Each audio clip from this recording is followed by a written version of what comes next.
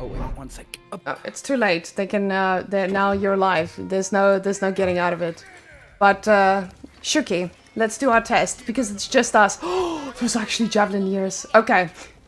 Months javelin years actually became the thing all of a sudden. I feel like we aren't seeing a lot of cow booming anymore. Holy shit. Do you play Yeah. Malians or not at all? Yeah, I played them a bit. I mean, I used to play them a lot.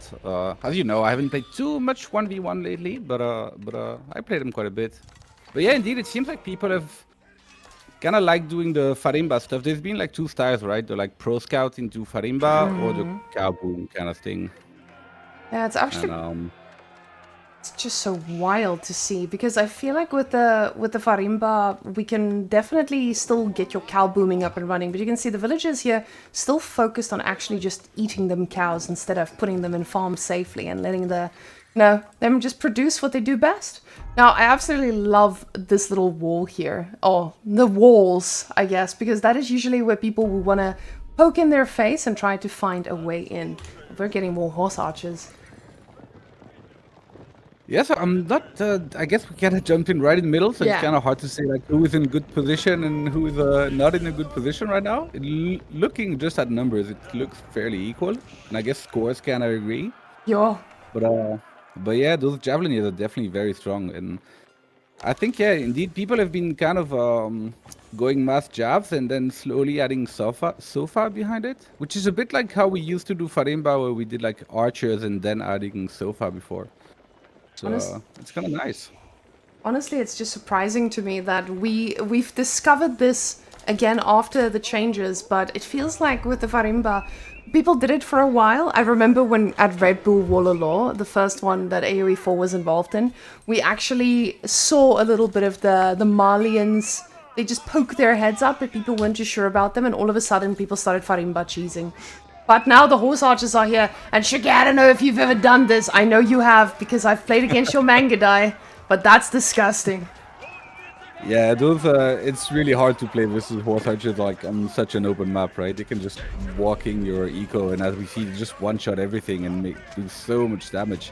And that doesn't look too good for Puppypaw right here.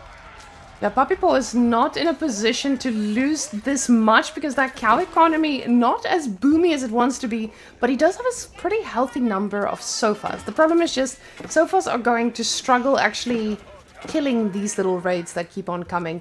Now, finding Mr. Beasty out here in the middle of nowhere, that is a pretty juicy pickup though. But the question is now, is Mr. Beasty, Mr. Guide Maker, gonna be able to actually make something to shut down those sofa raids? The thing is, economically, he's in a pretty good spot. Oh my god, look at those relics. Shuki, we didn't even see the relics! Oh yeah, I didn't see the really. Yeah, 5 villages. Disgusting. That is kind of rough. And with like 24 villager kills, he's 20 villages ahead. Now Puppy has he's got 15 cows. So that's probably worth like what, like 7 villages maybe worth of income. So it's not as bad, but that was definitely a very good raid from Beastie there. Yeah, definitely a pretty solid pickup, but we know Malians, they're okay without the shenanigans of how can we say, without the shenanigans of villagers together. Sorry, my brain is still waking up because we just jumped into it, so I haven't even AoE'd my brain as hard as I wanted to. The horseman though, taking a lot of damage, and honestly, a little bit disgusting. Because these javelins are just cranking out damage, and I don't think Beastie is in a position to actually push back on this. You see him adding knights now, but the Sofa boys do pretty well, especially with the armor upgrade they already have.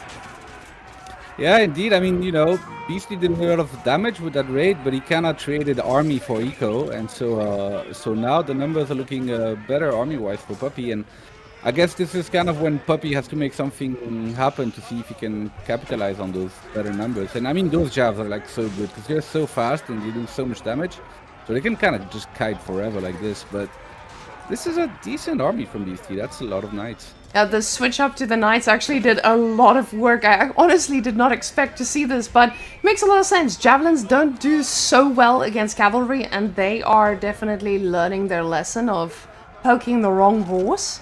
So, these guys trying to kite and trying to let that poison do the ticking. And you can see how much damage that is doing to the knights. But the thing is, there's just so many of them and they actually need time to tick. Problem is just, it doesn't look like they one-shot, even with the poison.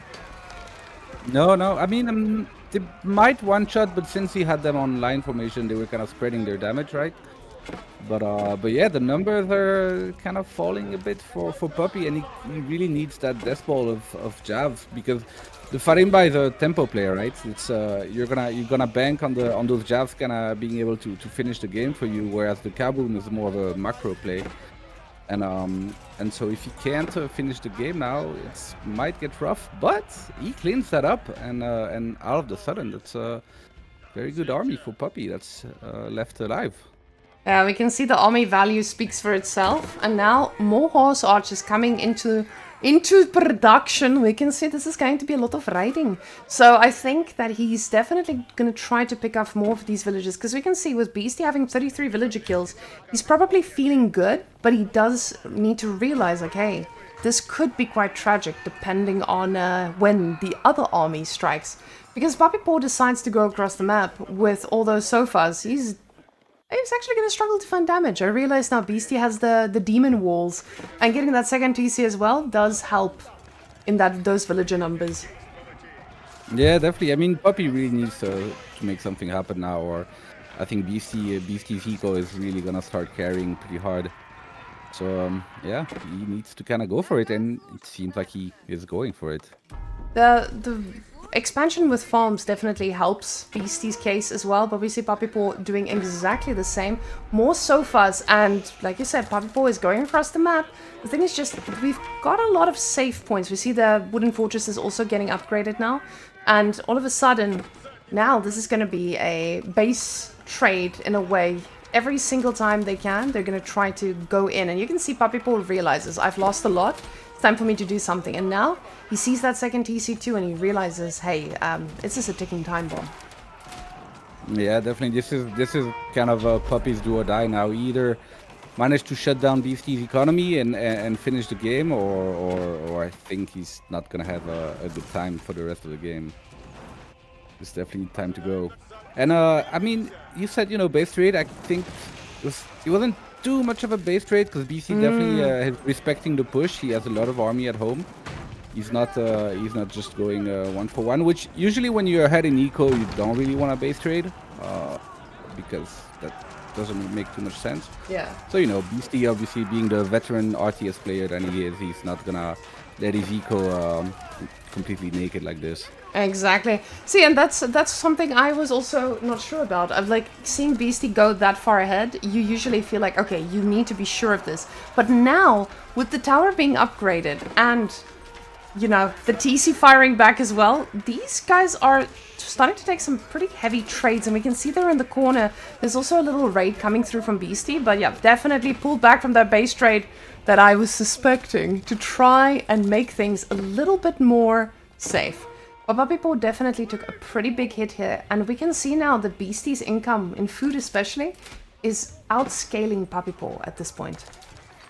Yeah, and also in wood, as you can see, Puppy is not gathering a single wood right now. He's just all in on the food and gold, just to pump as many units as he can. And it looks to me like Beasty is holding this. And Beasty held that massive army, and now the army value is a lot closer than you would want it to be. We see also Beasty changing that composition out to crossbowmen, because, with crossbowmen, you just have that answer to the sofas. Sofas, though, they have 4 legs, and crossbowmen only have 2, so this is going to cause a little bit of idle time, and even a loss or 2, but as we can see, Beasty is very far ahead, and he can actually afford to lose some of these units. Yeah, definitely. He's now 40 villagers ahead. He's pretty much double in villages. He's got 5 relics. He has 2 TC, while Puppy is still on 1 TC. So yeah, Beasty really has taken a commanding lead in this game, I think, in the last 5 minutes. Now, with these two facing off against one another, I can definitely see the competitive spirit here, because we have them facing off pretty soon in the EGC tournament as well. And then right after that, the LAN. I was talking to Beasty about this earlier today, about how he feels in his skill level. And he honestly didn't know. He said, I don't know where I match up. I just played against this player and I beat them. But then a week ago, I played against someone and I completely got destroyed. So I think because of the fact that not all of these players participate every single week in smaller events, they don't really know where they currently match up. But show matches like these, it does give them a little bit of that perspective. Yeah, definitely. We're kind of in that in-between tournaments period where, some players kind of stop practicing, some others are like trying new stuff. So it's definitely not the moment where you really know where everybody stands. And especially the last tournament, we had a lot of, unexpected winners. And as we can see, Beasty manages to close it out with his just superior economy. Puppy just taps out because he didn't manage to kill him. That feels like such a tough spot to end on with Malians especially, but I think a lot of people would still say that the Rus is a little busted, so does it even matter at that point? They are considered one of those civilizations that you do get a free win on, and guys, I realize my WhatsApp is open, so apologies for the notifications. We'll turn those off in a second.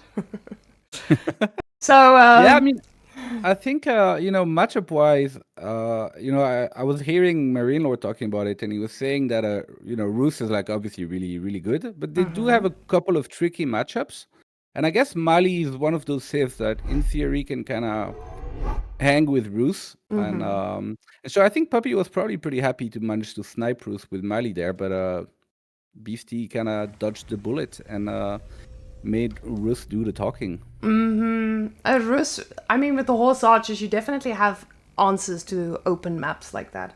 I think a lot of the times when we do, a lot of the times I say like Rus loses a lot of times. A lot of the times when you do see Rus losing, it's usually because they're on a very close map and someone is playing very well in terms of defenses. So, yeah, I think we'll see now what Beastie and Puppy decide on for the next round. But while we do, I quickly wanted to look at the bracket for the qualifier up until now. Let's end it. So, Shuki, we gotta see what's cooking here. Now, we can see that Lucifron, he got all the way to the quarterfinals already, killed Jardy as well, and some of these quite commanding. But I do want to look at some of the lesser known names. Now, do you remember last week with Starflock? Do you know how far Starflock made it? Yeah, he was in the last 6 or something, no? Last 4, actually. Last 4. Yeah, so Deniskaya took him down. Now, keep in mind, his highest seed did actually pull out last week. So he did get through that, but he still beat some pretty formidable players. So now that Deniskaya took him down, I think this is something to say about best of threes and why a lot of players don't enjoy best of threes. Because I don't know how it went, but that is usually a big question. Was it the best of 3, or is Deniskaya just an absolute Chad? Because we've seen some people take some pretty big games in a best of 3. So, yeah.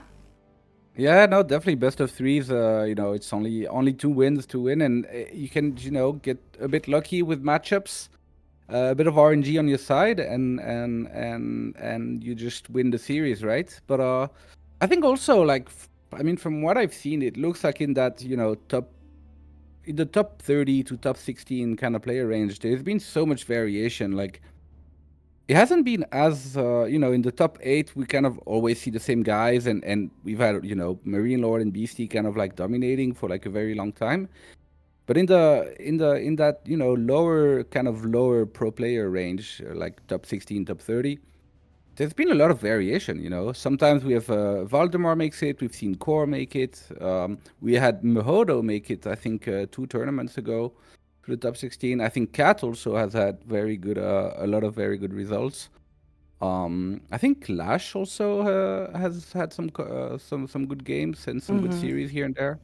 So yeah, it's kind of hard to say who really is better than the other. It seems that it kind of changes every tournament. It does. The thing is, I think the top 4 stays pretty consistent quite a while. Yeah.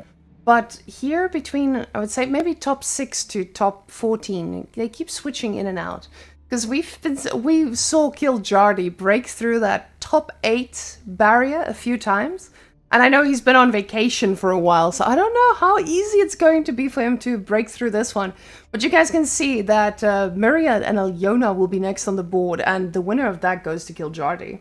So, yeah, we are going to be catching, I see in the chat what matches will be casted tonight. We're just doing the show match between Puppypaw and Beasty right now, because both of these players are going to the final event in Copenhagen. And Sass and Core, we're going to be doing right after. Sass will be seeing at the tournament as a caster as well. So we do want to introduce the faces and the players a little bit more to people so that they can hear those names and be like, isn't that the guy who did that on the ladder? Yes. So not all these games are done live. They are done throughout the week up until the round of 16. So some of these games will also be played a little bit earlier. That leaves us all the live games for the round of 8 tomorrow. So, yes. Now, let's go see. Assassin Core, and I'm pretty excited for Assassin Core, to be honest. That's a bit of a classic matchup too. I think I said once that it was kind of like the Beastie and Marine Lord from Temu. Yeah. No disrespect to Assassin Core, But yeah, they're two very well-known faces from the community, and this should be a pretty good matchup. Oh my goodness, I love that you called them the Temu version of it. Oh my gosh, come on, man. I mean, no disrespect, Beastie and Marine Lord are really good, so Yeah, no. It's not too much of a diss. We need a little bit of rivalry, right? If we don't have rivalry, where's all the fun? Yeah, and I think they used to play a couple of grudge matches. I think I remember like a year or two ago, Beastie was organizing grudge matches between Sass and Core. Yeah, Core and Sass have a pretty. They were always pretty good. Yes. But that's the tough thing, I think, for a lot of these players. When you get to a point at that level, there's not a lot of people they can play against. And you don't want to do a show match between Beastie and Sass, right? But when you get people like Sass and Core, which are very close in skill level, honestly, I think for Core, this is probably a pretty good thing for his ego if he does take down some of these players, because he's not full-time. A lot of them, they are. So that does hurt sometimes if you do get taken down by the likes of Core Chad in all of this. But guys, we do have our next draft as well. So let's quickly go to the pre-game. Oh, I forgot I put the setting here. So we have China versus Lancaster. Now, I don't know about you, Shuki, but I played this matchup yesterday, and I lost very, very hard.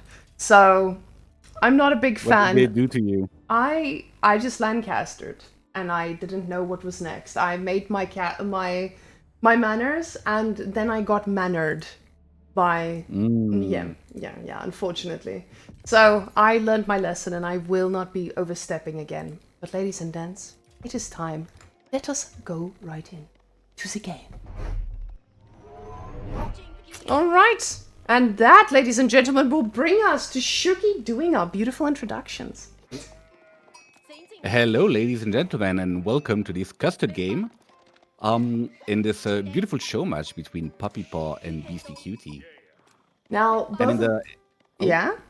Go sorry, ahead. Shuki. Now, between these two, though, that is usually... Wait. Let me just press the button, guys. Let's see if the button... This is going to be the most important button for the day, because we're testing it. No, it's lagging. The FPS, they're all dying. Okay, we're going to be just picturing this bad boy. It actually allows it. So, we've seen Puppy. He's been cooking in a lot of these games. So, or in the scene as well. Where do you put Puppy right now? I mean, it's hard to say. I think he underperformed a little bit in the last tournament. Was that really due to his form, or was it a bit of RNG, or just one bad day? It's hard to say. I think Puppy is obviously at this point he's a mainstay of that top 4, top 6 spot.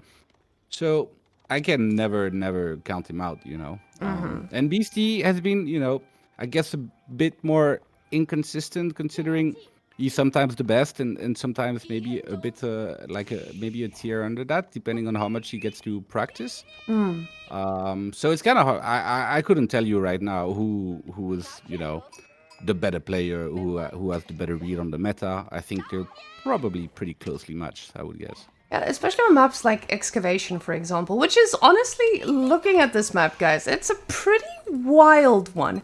We can see there are a few small golds here. I, for one, have never played on this map. But we do have some normal-sized golds in the base. We do have a few smaller ones on the sides, but it feels like there's a lot of resources out here.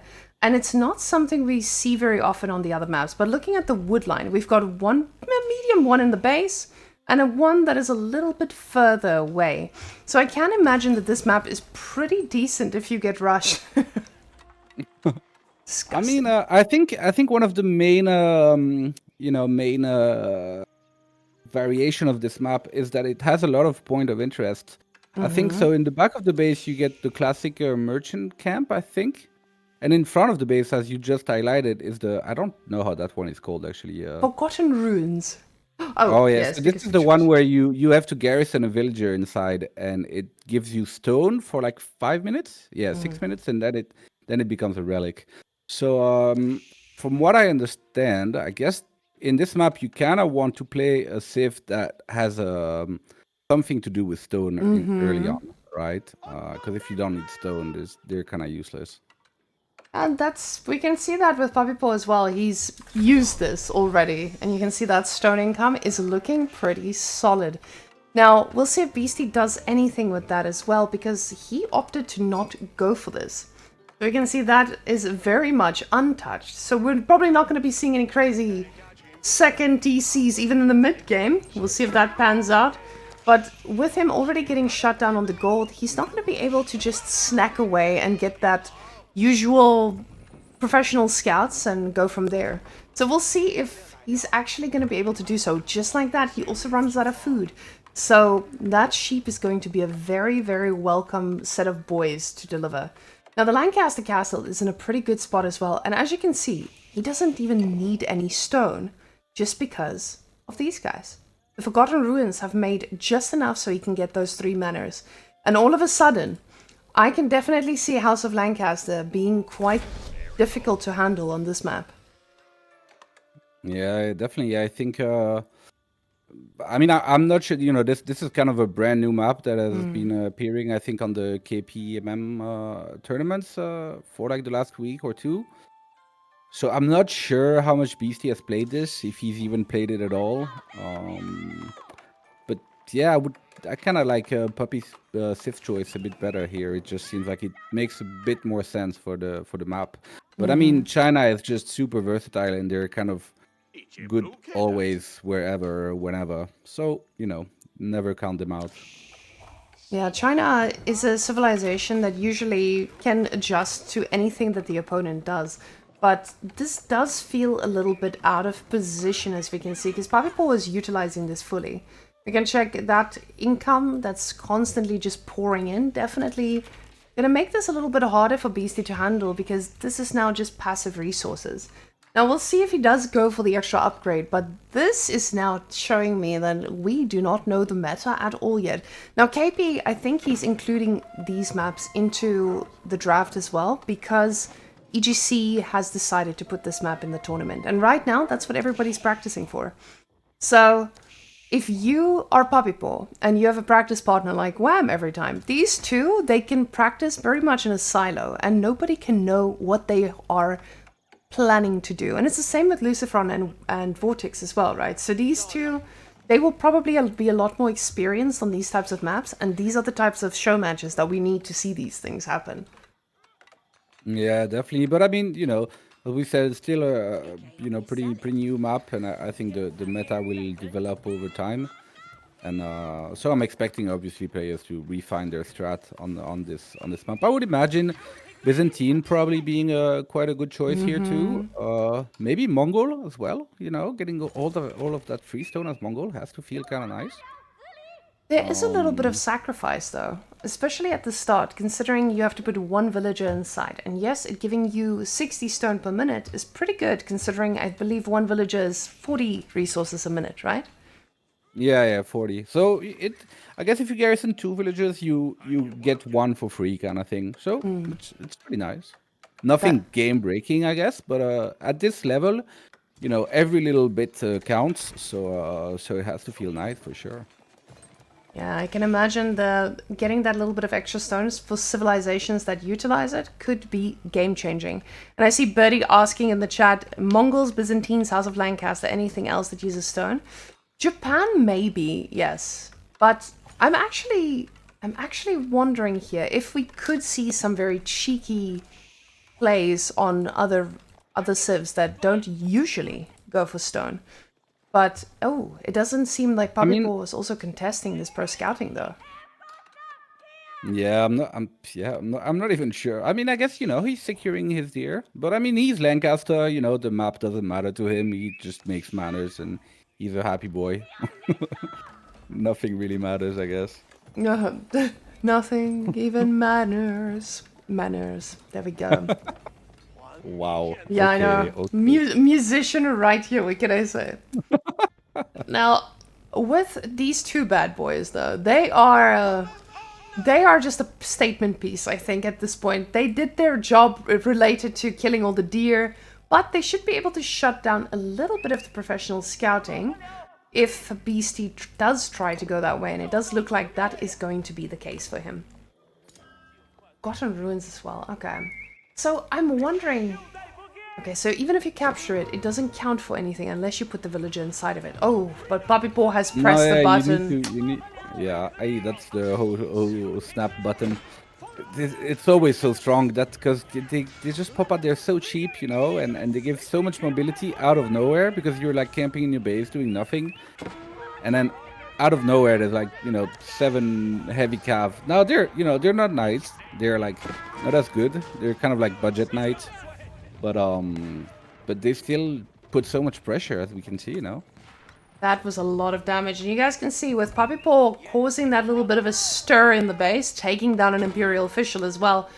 He even got to take down one of the scouts trying to professional scout. But you can see Beastie being cheeky there. He's trying to yoink some of the deer, but these bad boys, they're not in a mood for it. We see another Demi-Lancer raid coming in hot. He saves that Imperial official. And luckily for China, they can just basically stay anywhere they want. So they've got a lot of options here, and it does keep the villages very much alive.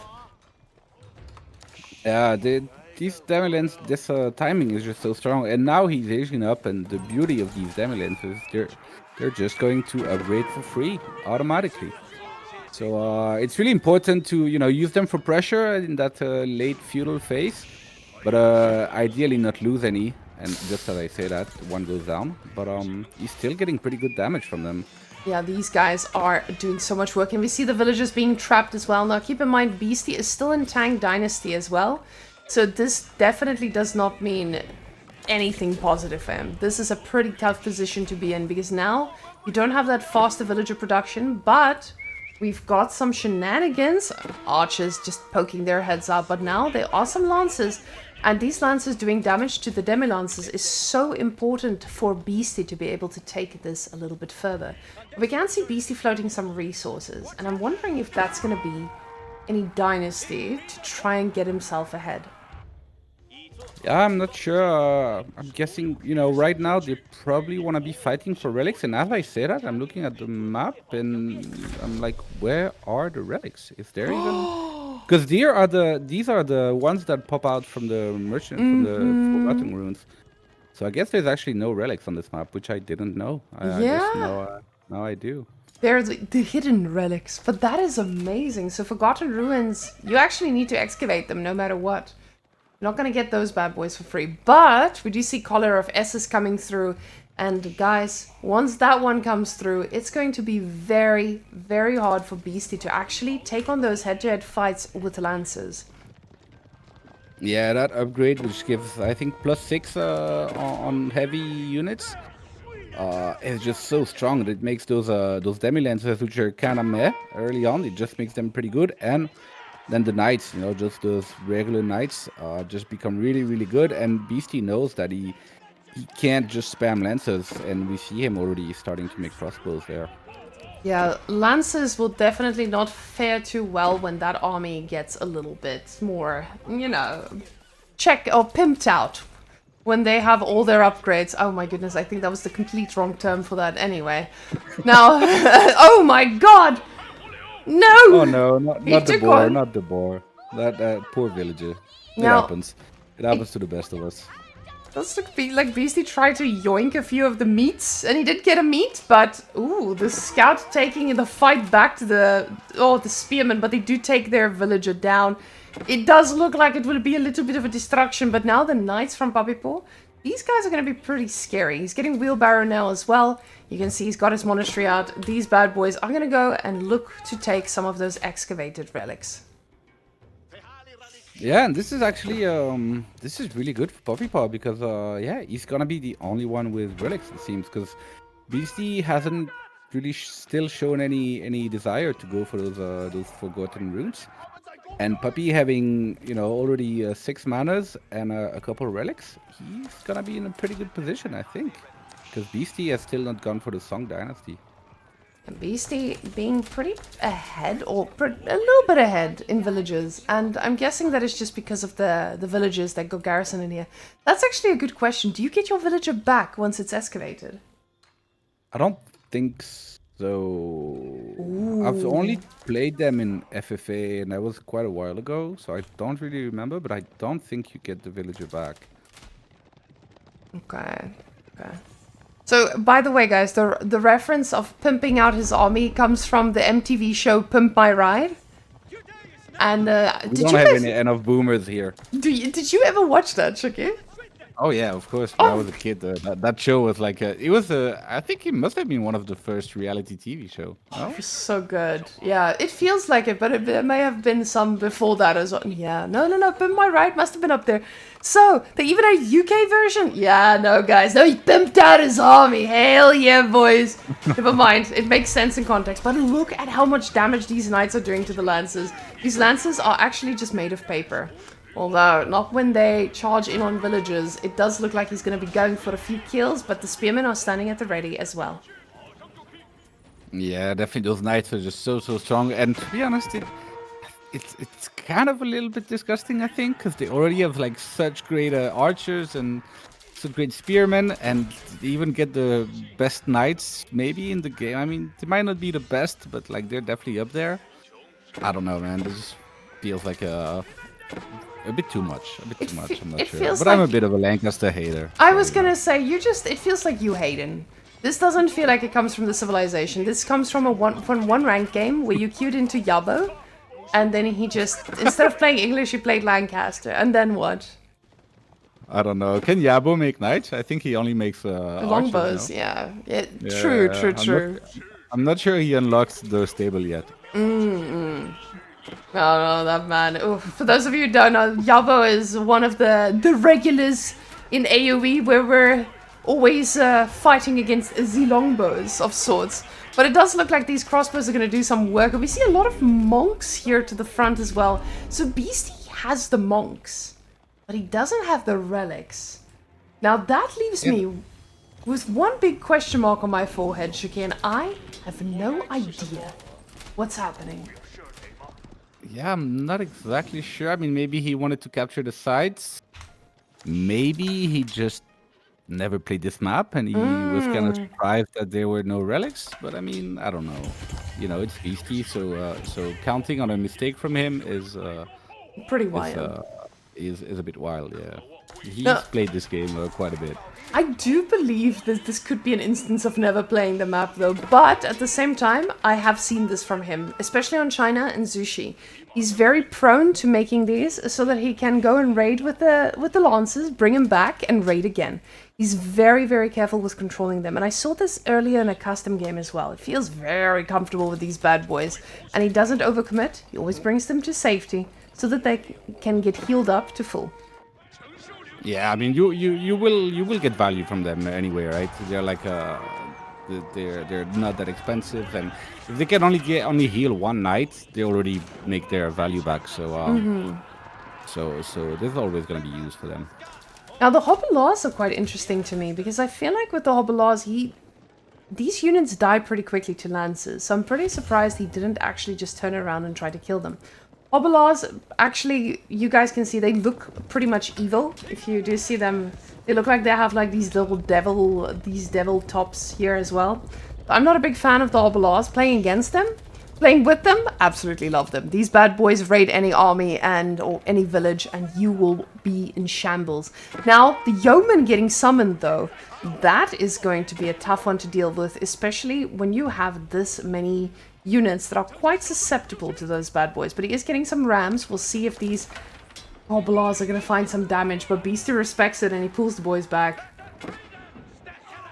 Yeah, the yeoman switch is definitely gonna be pretty scary for Beastie, and as we see with the triple ram, he's kind of trying to make something happen now because I mean Puppy has been on 6 manas for a long time. We see that he actually got the upgrade to get the last 3 manas, so he's probably planning on adding them pretty soon.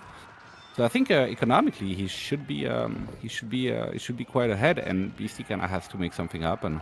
Exactly, and Puppypaw doesn't feel under pressure at all. He's sitting there in his base with his army, as you guys can see. His horses now trying to find their way out. But that's a pretty solid layout to just have your army in position, ready for the game to happen.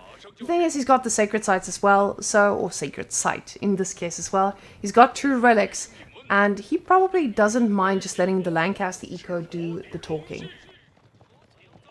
Yeah, definitely, and I mean, Beastie's army is so susceptible to those yeomans. Like he's got 27 crossbows, like 3 more in queue. If Puppy manages to get a single money shot on those crossbows, it's gonna be kind of disgusting.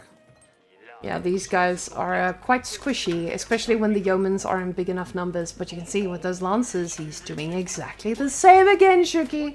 He wants them to die. I'm not sure if he wants them to die, but yeah, I mean, this is what makes these players so good. It's just their ability to always be active on the map and do multiple things at once, right? This is kind of like the main difference. The higher level you go, the more active players are, and having played myself against a couple of these top players is just absolute hell because they're just constantly raiding everywhere. And the money shot comes in, but it gets a nice hit, but it doesn't destroy the entire army just yet. Well, that is going to be on a very short cooldown, then the money shot will be ready. Again, let's quickly see what that cooldown is by switching the sides. Halfway through already. That's going to be quite difficult to handle. But now the knights at the back of Beastie's base also going to put in a little bit of pressure. And we can see now Beastie's still not in Song Dynasty. So what does the Tang Dynasty give you? Do you know? I mean, it only gives you extra vision on your scout, as far as I know. And as we say that, the Barbican comes out, so he's going to be in Song Dynasty. But this is a pretty tricky timing, as Puppypaw has a pretty big army with very good numbers. But the Nestor Bees are coming in clutch. Those hobblers are also extremely good at getting the Nestor Bees. And I'm not sure who's coming up on top, but it looks to me like Puppy's numbers are not falling too fast. Definitely. Those units of Puppy are just staying alive. They are there's just such a big army. I cannot imagine handling that. The thing is, Beastie did feel a little bit overconfident here in moving out, I guess. Or maybe it was more of a desperation play. Like, hey, I probably need to get out of my base. There's gold in the middle. Let me see what I can do. But as I have people in Twitch chat telling me, Beastie is still trying out this map. He played it against Sassy earlier for the first time and had no idea how to play it just yet. But I think in a week or 2 at the EGC event, I think most players will have this map kind of figured out. Because it's a pretty weird environment to be in, right? It's something we haven't ever faced.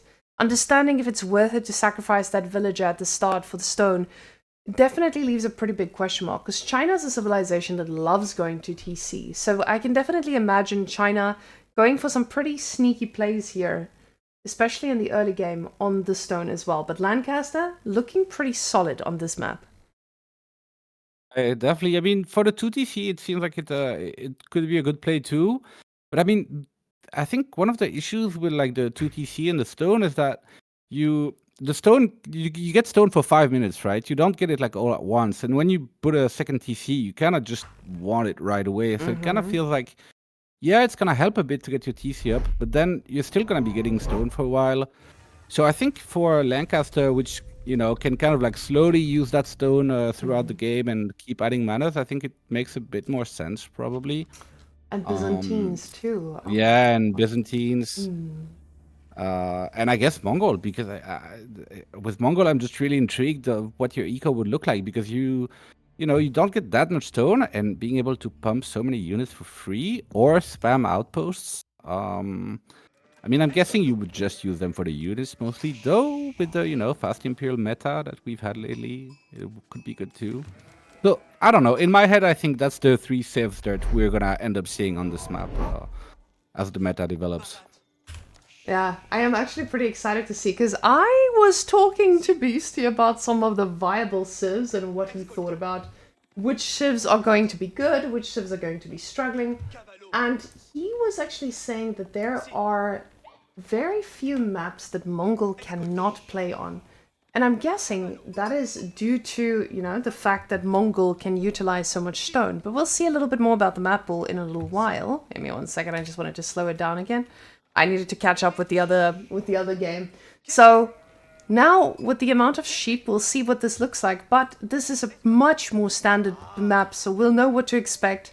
Only now Puppypaw is on Zushi. And when you have Puppypaw on Zushi, I am a little bit scared for Mr. French here. The thing is, Beastie feels very comfortable on Night Civilizations.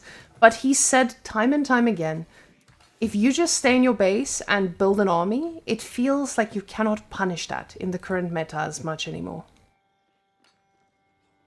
Yeah, I mean, definitely. I think these are Beastie, as you've said, has been a bit of a French enjoyer for quite some time now, and he's been really, really good with those knights, being able to constantly raid left and right and just finding damage. But Puppy has been also a China enjoyer for quite a while, and and so I'm pretty excited about this matchup because I think it's gonna be pretty good. These are two players that are just very good with these civs, and I'm expecting a pretty good game here. I do want to comment on the spawns though. This does look like a 100% Beastie spawn actually. So if you guys can see the little layout here, that is a gold forward.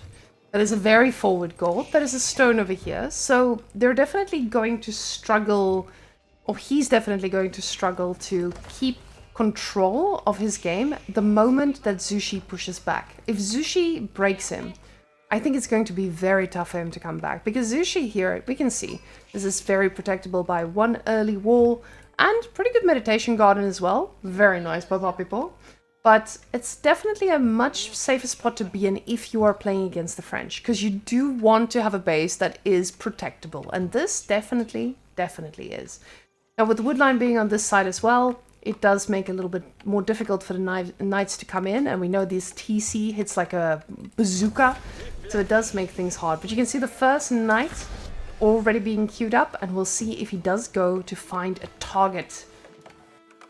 Yeah, and I mean, as you said, I think this is one of these matchups where the spawn probably matters a bit more for Puppy than it does for Beastie, because I mean, as you've said, the goal being forward for French shouldn't matter too much, at least not in the early game, because he's the one that's going to be putting pressure. He should have most of the map control. So in theory, it should be okay, but it definitely does help Puppypaw to have a back goal there, because it makes it that much harder for Beastie to raid. And yeah, just a little wall on that northern wood line there, and that base is gonna start to be pretty hard to raid. Yeah, the problem with China's situation is the problem for Beastie with China's situation is they are pretty good at keeping themselves safe. With the Imperial officials being able to supervise, getting out a lot more units, it will help his case significantly. But now with the meditation garden, that is one thing we have to comment on as well. Puppypaw is able to get the passive resources here just because of the meditation garden. So pulls off of gold, and Beastie's first knight does not find any victims.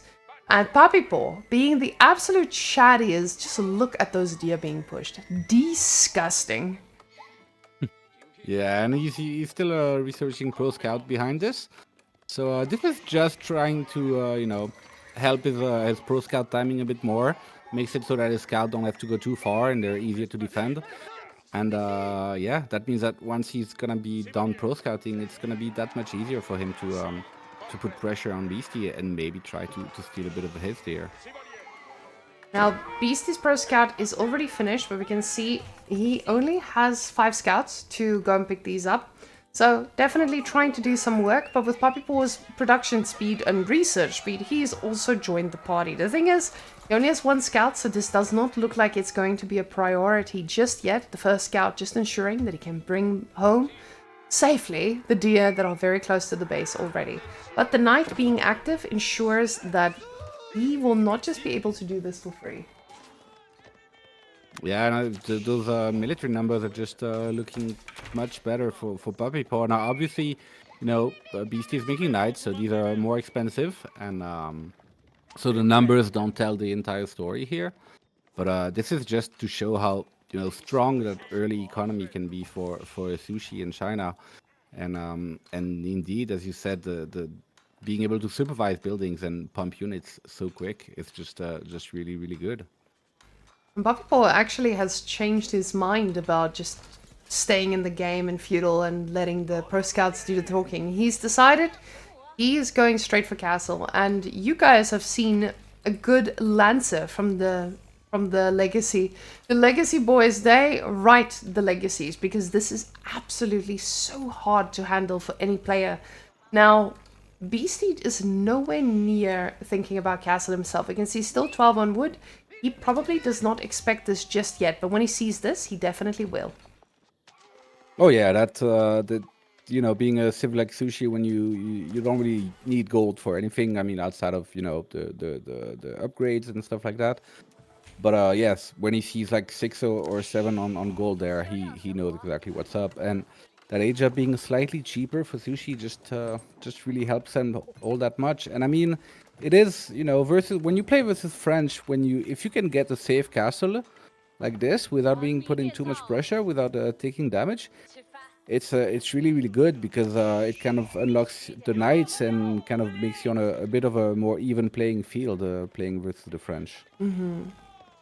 And you can see with Beastie, he knows the power of French.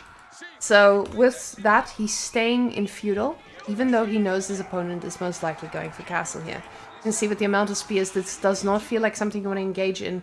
But both of these players respecting the other player's civilization. Just like you said, with French, they are just good. But Zushi as well, they do pretty well once they get time to build some units. So now the question is just, does he have enough food? It does look to be the case. The food will definitely be fruitful if he does want to make a few units. But now with the knights, Puppypaw is just so fast to react. Yeah, this is the kind of like the weak moment for Puppypaw. He just ages up, so he's used a lot of resources getting that age up, and that's a lot of resource that Beastie has invested in army. So this is kind of the moment for Beastie to try and punish that age up, and we'll have to see if Puppy can weather the storm here. And you can see Puppypaw respects this. He's instantly putting another mill to the back here to ensure that he does not die to this, especially with the archers being able to pick things off every now and again.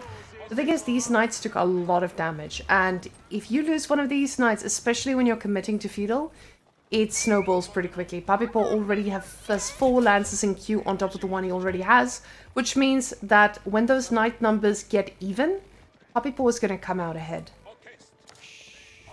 Yeah, definitely. But this is, Beastie only got 1 villager killed, but he got a lot of idle time, and those Vales having to travel there in the back, and they were not gathering. So he had a bit of banks, as you said. He pumped a couple knights already, but his eco is looking a bit rough. That those villagers are kind of like walking around a bit too much right now.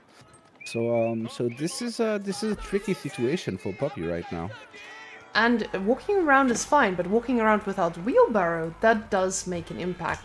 It feels like Beastie wants to close out this feudal aggression with siege engineering now. So with him being in this situation, he knows he needs to shut down the production. With the Imperial official observing, watching very closely, these lances are producing pretty quickly as well. all those scouts now trying to get the food to safety, and the villagers will eat safely again. But now, that's going to be a night. A very, very healthy night, set of night numbers, and we have a Ram to join the party. Ram, going on in. Yeah, I'm pretty surprised to see a Beastie go for a ram. Those are, we don't see too many rams at the pro level.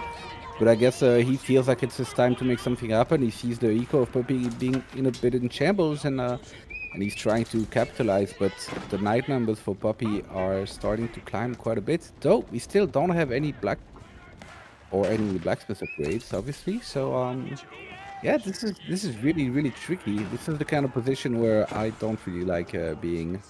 I'd rather be the one putting the pressure than taking it. To be honest, it's just much easier to play. And you can see Puppypaw is trying to wait and get the right amount of units before he engages into this. But this is a pretty massive pickup because his wood is not in abundance. Now the villagers here, Puppypaw gets a very, very good pickup here. Even if he didn't get a lot of kills, which he did. He got a lot. We can see there's 4 dead villagers on the side of Beastie. But, oh my goodness. And that distraction, that shows you the power of being the aggressor. Puppypaw switched it around and went to be the aggressor himself. The knights deep diving a little bit now, and this could be quite dangerous because there's a lot of spearmen on top of them. The archer's trying to target focus, but he does not want to lose these knights because if he does, he is going to be very, very much cooked. Yeah, definitely, definitely cooked. This is it's getting pretty wild there. I'm not exactly sure who's coming out on top. But the military numbers for Beastie are still looking very good, even though he's 1 below. I am not sure Puppy is able to hold this for now. This is kind of iffy, but there's still a lot of knights. I don't know what's happening, Whamen. That's 2 knights here, but the rest of them are in his base trying to defend. As we can see, the lances did some good damage there. We'll look at the villager kills in a second. But it does feel like Beastie did enough damage here, especially to the army, to get himself to castle, at least. So now, if we look at that, Puppypaw did kill 9, while Beastie killed 6. So, Puppypaw should probably not feel too bad about this, but considering he's playing against French, killing 3 extra villagers might not be enough. The thing is just, Puppypaw is in castle, and he's very solidly in castle, while Mr. Beastie here, he is getting to under 1,000 gold onto this gold mine, and when he starts to go for castle himself, this is going to be quite hard. And you can see he's kind of stuck in feudal, just making units. Yeah, that raid on the gold there kind of stopped Beastie from gathering gold, and that meant no more knights. That meant no castle time incoming, and he has a lot of army, but a lot of it is archer, and Puppy is just popping knights. So pretty much everything that Beastie has is countered right now by the units that Puppy is making. So I think this being a bit wild sequence ended up being pretty good for Puppy there. I think he's pretty happy with the situation. Puppy having this many lances is going to be hard for Beastie to shut down, because when you are up against all these boys, you know it's a very mobile army. And even though Puppy doesn't have blacksmith upgrades yet, Beastie is not in a position to have enough archers to shoot these guys properly. But now the Lancer sandwich is coming, and honestly, I was hungry. But after seeing that amount of lances, I definitely don't want to be on Beastie's side here. It does feel so scary to not be able to shut down all of those. It does look like he's doubling down with another archery range. So getting enough archers, apparently, will be able to deal with these lances, but a lot of expensive knights just went down. That sounds a bit like copium to me, to be honest. Archers are usually not too great at dealing with lancers, especially when they are 1 down. So I think Beastie is just kind of stuck in feudal here. He has to age up, but if he stops making units, he's just gonna die. So I don't really know what the right play is here, but yeah, he's trying to play it safe and keep making units. The problem is just because of that second gold that we talked about, the fact that it was forward, it does make it so much harder to go on the alternative resources. And exactly as predicted, the moment Puppy got control of the map, it became impossible for Beastie to actually push back. Yeah, that was a really good defense from Puppypaw there. He just managed to show us the strength of Sushi, and I mean that push from Beastie was super scary, and 99.99% of the player base would have absolutely died there. But there's a reason Puppy is such high rank. Mm-hmm. And I mean, this shows the puppy feels pretty confident in that Zushi timing as well. We know the Lancers have been a pretty feared unit in themselves, so pretty happy for Puppypaw and seeing how well he can dictate the pace of this. But it definitely feels like Zushi is in a pretty good spot regarding upgrades, regarding units, and I love to see that there's an answer to French because I remember for a month or two, French was one of those civilizations that you were just like, oh my gosh, how do I kill him? And the answer is Yeah. we have no idea. I mean, I guess this is where we differ, right? You're a bit more of a infantry civ enjoyer, and I'm more of Mm-hmm. a knight civ enjoyer. So for me, it's more of the campy civ that I'm like, how do I deal with it? I can't do damage with my knights, and you're just like, how do I not take damage from these damn knights? And the duality of players, right? Yeah, exactly, exactly. Oh, but I love that. I love the fact that we have exactly the opposite playstyles because that's my question to you. Do you feel like the aggressive playstyle is actually rewarding for you in the current meta? I mean, I think at our level, I think all the way to probably all the way to the top 50. I Mm. think being aggro is the easier play style, Mm. and the easier to climb. I think having initiatives and dictating tempo is just such a great advantage. So definitely at my level, I think if you're the one putting pressure, you're usually in a good spot. It's pretty rare that like there's a pushback. It kind of feels Mm-hmm. usually like the first person to put pressure wins the game usually. Um, so yeah, but this is the difference. Once you get to that top 50 players probably that around maybe that 2K elo mark or whatever. I think it kind of switches and the defensive playstyle probably becomes better. And we see guys like Marine Lord, that has been known to play a bit of a greedy style, and he's been winning so many tournaments because it's just so rewarding when you know how to make it work. Mm. Yeah, I can definitely imagine this being a lot harder for us to experience. And I think that's also what brings so much into getting these top players to also cast in the games because they really just understand exactly why these things are happening. And yeah, we'll see. Beastie definitely has been saying that the defensive playstyle feels a little bit too strong. And we saw, to be fair, Puppypaw was playing Zushi, but we saw with Zushi also just being able to sit back and trying to get that timing where your army is big enough. It does feel pretty hard to shut down. But now Beastie is on the civilization that is very aggressive yet again. And this is interesting to me. It does feel like he's doubling down on these very aggressive civs. So I'm pretty happy to see that. He's trying to make this work, but we'll see if that is going to be viable. Now, Order of the Dragon is a civilization we've seen not as much in the pro scene at the moment. So we'll see if this actually does the damage it needs to. Guys, let's hop on in. Are Yeah, we let's see. I all? mean, I know. Hmm? Well, No, we're on Frisian no, no. Marshes, Shuki. Oh, and is this the new? Oh, so this is the new Frisian Marshes. So I don't know if you know, Whamen, but Hmm. Frisian Marshes actually got an update. I think last week or something, and they pretty much completely transformed the map. So I think the main changes are that there's way less sheep than before. I don't know if you remember, but this map used to have like Hmm. every player would have like 20 sheep. I think now it's just standard, probably around 10 sheep per player, something like that.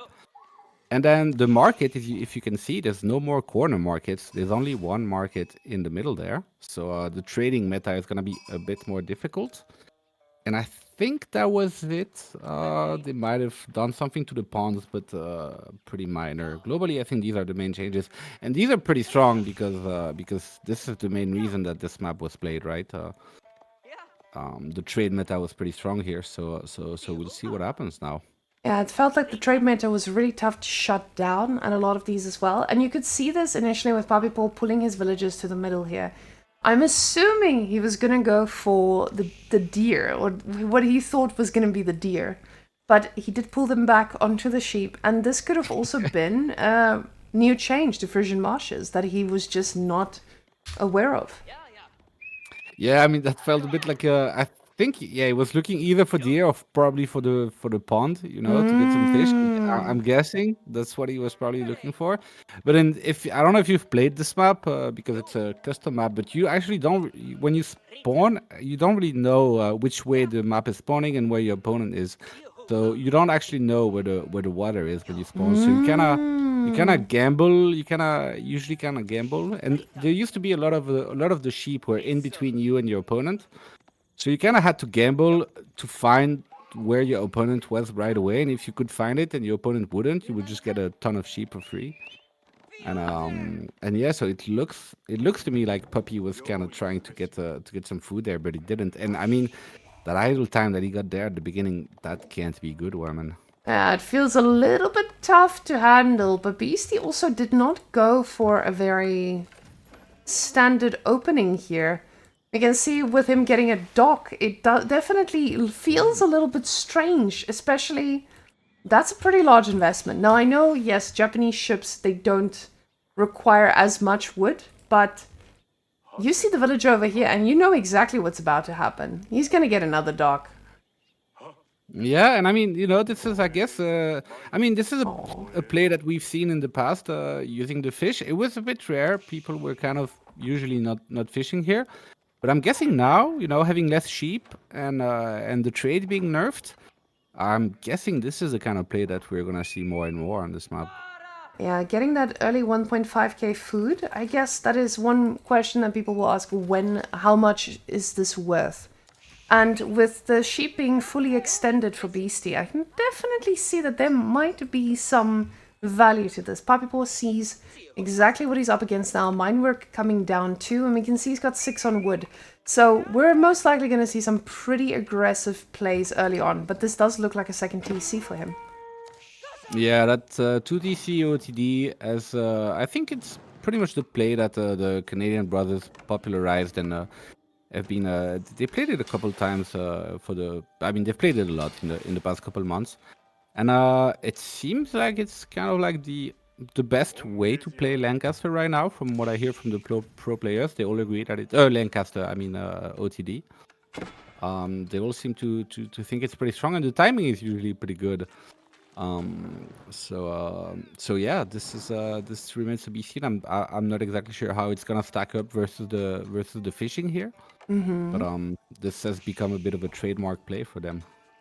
Now we'll see what that income looks like, keeping in mind it does feel pretty solid. He definitely has enough resources for now, but the thing is just how much did this delay him and how much is it going to take? But because now your opponent is going to be able to put down a second TC the moment you age up, or even before then.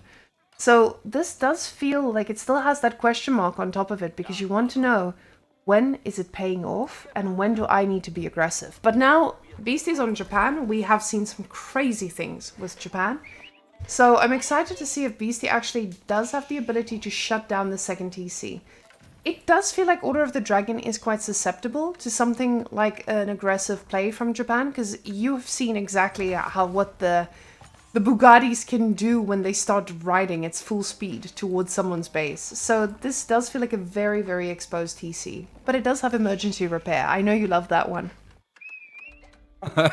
Yeah, another one of those completely balanced mechanic. Um, but yeah, I mean it's pretty exposed, but it's got a there's 1.5k food in fish right there, and there's a very nice deer pack just behind it. So you know, even though it doesn't directly defend the deer pack, it's gonna make it much harder to harass and that much safer for Puppy.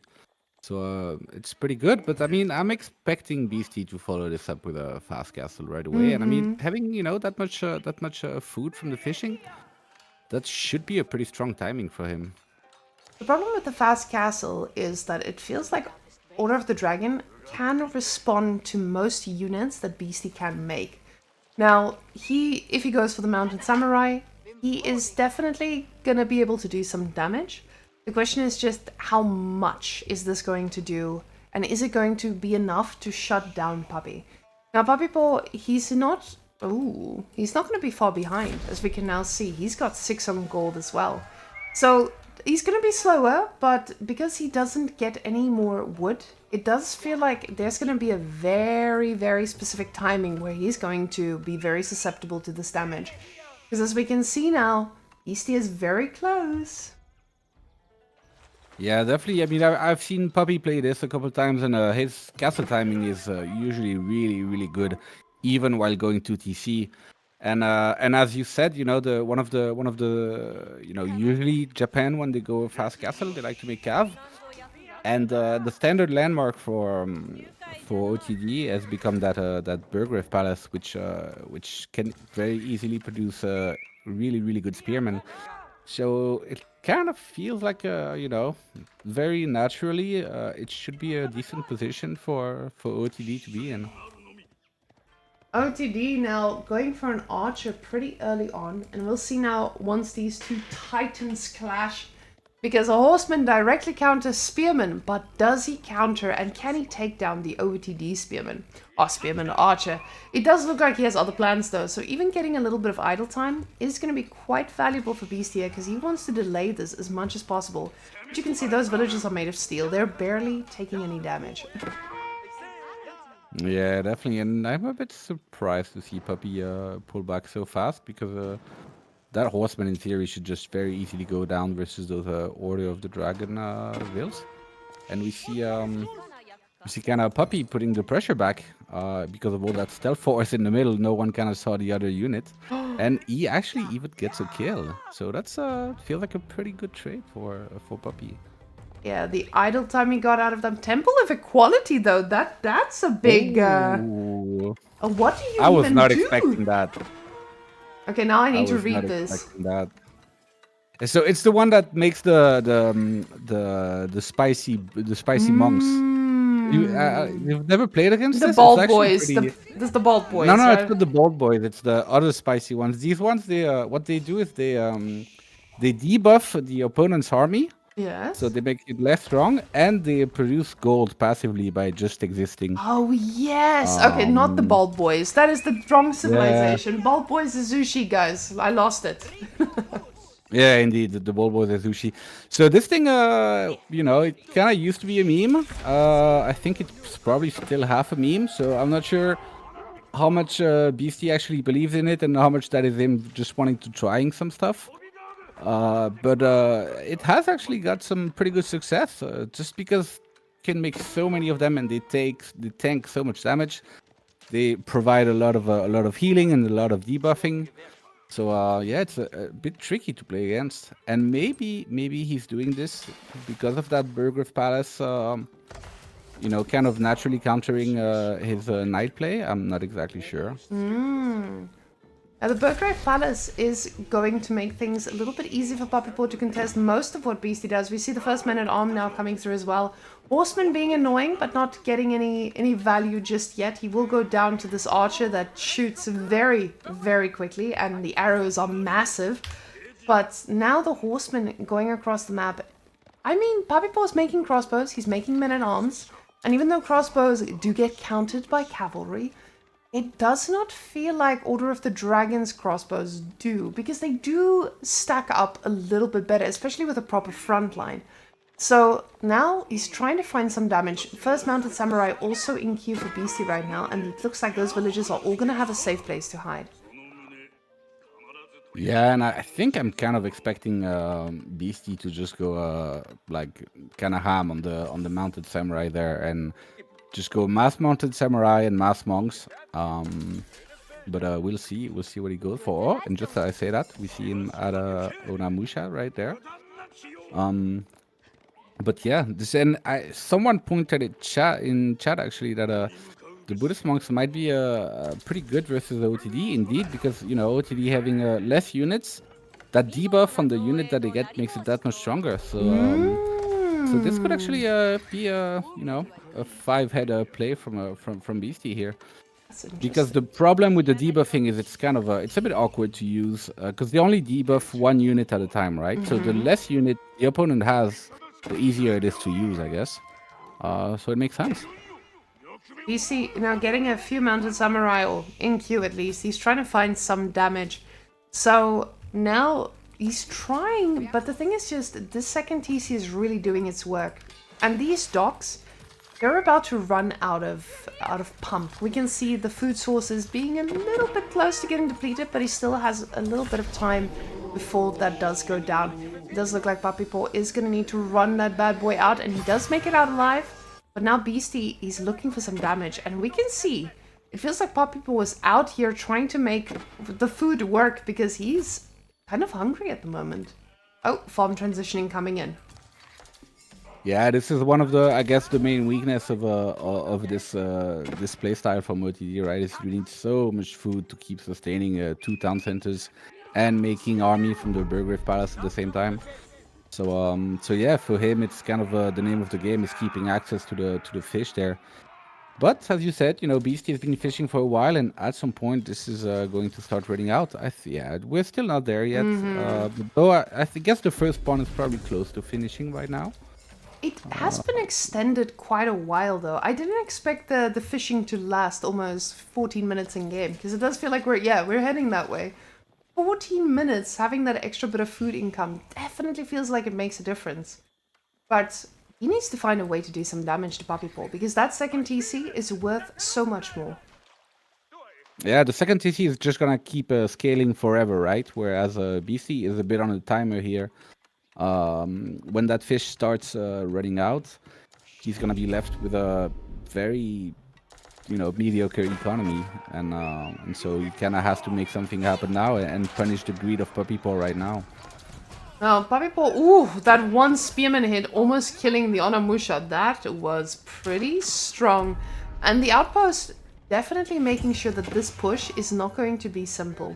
Beastie losing quite a bit of HP there on some very expensive units, but it does not look like he's able to break it just yet. We see him now making towers around the map as well, not wanting to fight into these stealth forests because it does feel a little bit scary from any perspective. But the crossbow's doing so much damage, and it just feels like Beastie is not in a position to turn around and actually do something about this. That dead boar just waiting to be harvested. Harvested? Harvested. There we go. Sorry, I forgot how to speak English along the way. It's okay, it's okay. I never learned. Yeah, it's okay. But you speak very beautiful French, so there we go. So, Shuki, my French is not too bad. Could you cast this fight between this horsemen in French? Okay. In French, in French. I just wanna make it feel like I'm transporting into a different dimension. Wait. We can follow this army. The next person they target, that tower. Et nous avons l'armée de Puppypaw qui s'avance petit à petit, qui va essayer de prendre cette tour. Et on voit que ça va très bien, c'est assez rapide parce que cette armée est absolument dégoûtante de puissance et de force de torche. That feels like a whole different reality. Oh. I've never heard you speaking French in real life, by the way. Really? Yeah. It does feel like I'm... Yeah, there was. So just so you guys know, Shuki and I have met in real life a few times, so now it's a whole different side to him. But the Onamushas! Go ahead. Yeah, it's time for Beastie to go for that damage because, as we said, his eco is a bit on the timer, whereas Puppy keeps scaling and Beastie just needs to get damage. But so far, Puppy just has an answer for everything that Beastie is throwing at him. But there's something that we forgot, is that even though Beastie is on one town center, he is actually adding those monks, and those monks, they actually give you, I think, 25 gold a minute from just existing. Oh my so goodness. it is kind of a, they are a mix of a military and an economy unit. As we can see that little gold ticking on top of them there, But they can't heal, right? And, Oh, they do heal, yeah. They do. They heal, they debuff, and they make gold. They make so gold. They're pretty gold. Yeah, they just make gold. They just exist and they make gold. I guess that's how. No, I was gonna make a bad joke about the church making gold, but I But would not nobody say had to sacrifice their income to do it. No. It's exactly, understandable. exactly. Yeah. Now, it doesn't look like Puppypaw is able to get that food transition going yet. Now, he is out here on the map, which does mean he's going to be open to some raiding. And like you said, it does feel like that income is pretty actually in Beasty's favor. Oh my Yeah, goodness! if you just look at numbers right now, I mean, it's always a bit tricky to look at the income because maybe, his villagers are moving around and so the income is not reflecting the real life. But indeed, that income is looking really spicy right now for Beastie, and especially that gold income. He has a 34 monks, so 34 times 25 a minute. That's a lot of gold a minute. Okay, I'm being said I should do the next one in Afrikaans or Serbian, guys. Aj, brate! Šta je ovo? Ovo konje je mnogo brza i ovo je mnogo težak za Puppypaw proba, ali ovo nije dovoljno i Beastie ima monk i monk je spremna za debuff. Da. And that's my very bad Serbian for you, I must say. That was actually pretty fun. And the That was pretty spearhead. good. That was pretty good. Right? I actually am surprised with myself, but look at the gold ticking as they're going down. Although I'm looking at the numbers, and the numbers, the army value does feel a little bit too hard for Beastie to take down. That tower needs to make some magic happen. Yeah, and as you can see on the, you see on the OTD units that little thing glowing on top of their head. That's a debuff on them right now. I think that's what it is. Wait, is that what? Yeah, I think that's what it is. Oh my god, so they're barely tickling. Okay, so these actually do have a place in the meta. We just don't know exactly what it is. I don't. Yeah, I mean this thing has been. I think we only saw one game. It's CSO actually beat Wham using it. And it looked absolutely disgusting when he used it. I think part of it is players not having seen it too much and maybe not knowing exactly how to play versus it. I'm not exactly sure, but I don't know. Those military numbers from Beastie don't look too good. He only has 18 Oramusha and I don't know, 18 Oramusha. Puppypaw has 21 archers. I don't know, man. I'm a bit scared for Puppy right now. I'm a bit scared for Puppy. For Beastie, Beastie. yeah. It feels Yeah. like if Beastie can let that economy do the talking, then it might be good, because he is floating a lot of resources. But Puppypaw, he's got one thing in mind, and that thing is shutdown. Shutdown and death, actually. So two things on his mind. So he's going for outposts, and when a man starts going for outposts, he is out to kill you. Now, Beastie, he's just getting more and more Buddhist monks, and while you guys might be thinking, okay, well, his military is pretty good, 31 of that is a bunch of gold-generating monks running around, so this is not a one-to-one match upcoming at all. He's now getting those outposts reinforced because he knows it's about to go down. Yeah, I'm kind of scared for Beastie here because that army from Puppypaw is looking super scary. That's 114 military units. I don't know. That seems like a big number to me, Whamen.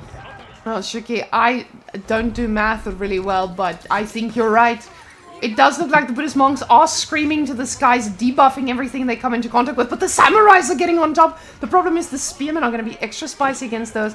Now, with these samurais, they are going to be able to get on top of the archers, but the problem is there's a lot of crossbows, and even if you get on top, things get a little frisky, because these Onamushas, they're trying to snipe, but at the same time, there are these very, very AK-47 archers just flying back down towards them.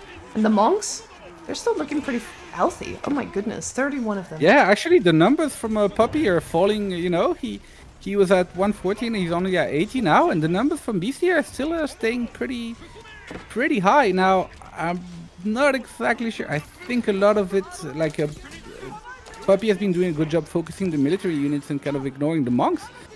But this seems like he just held it pretty well right there, because now the numbers are equal. So excellent hold from BC, and we actually see, the strength of those monks just being there and soaking up so much damage. And healing? Debuffing the enemy, giving some heal, a bit of everything, and Beastie just holds. He holds and he can push back now.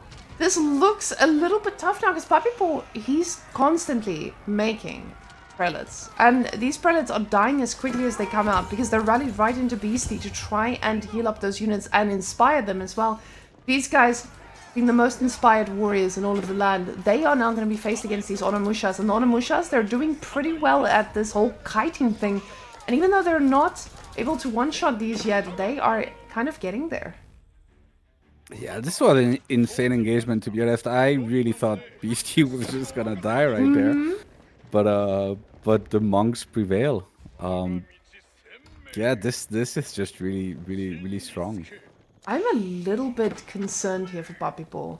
Because now, yes, he's lost some of these as well, and he's going to be losing maybe some of these villagers.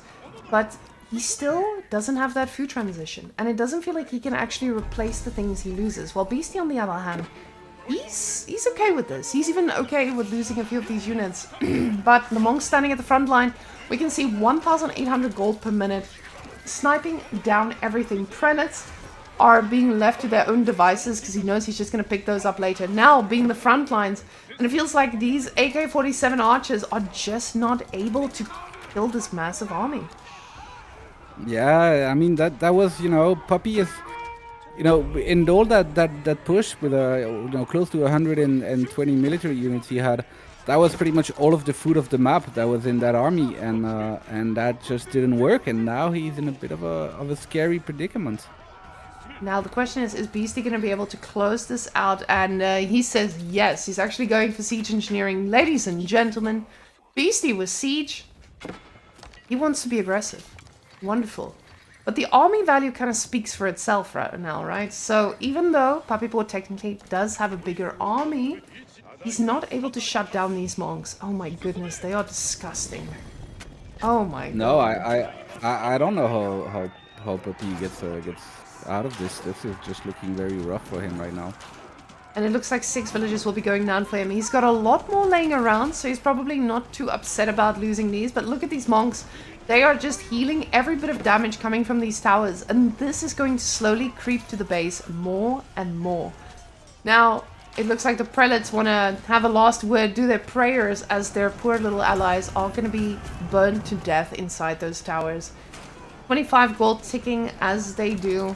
And unfortunately, this push, it might be looking straight towards the second TC after that. The thing is, there's a lot of open spots here, and Puppy realizes this.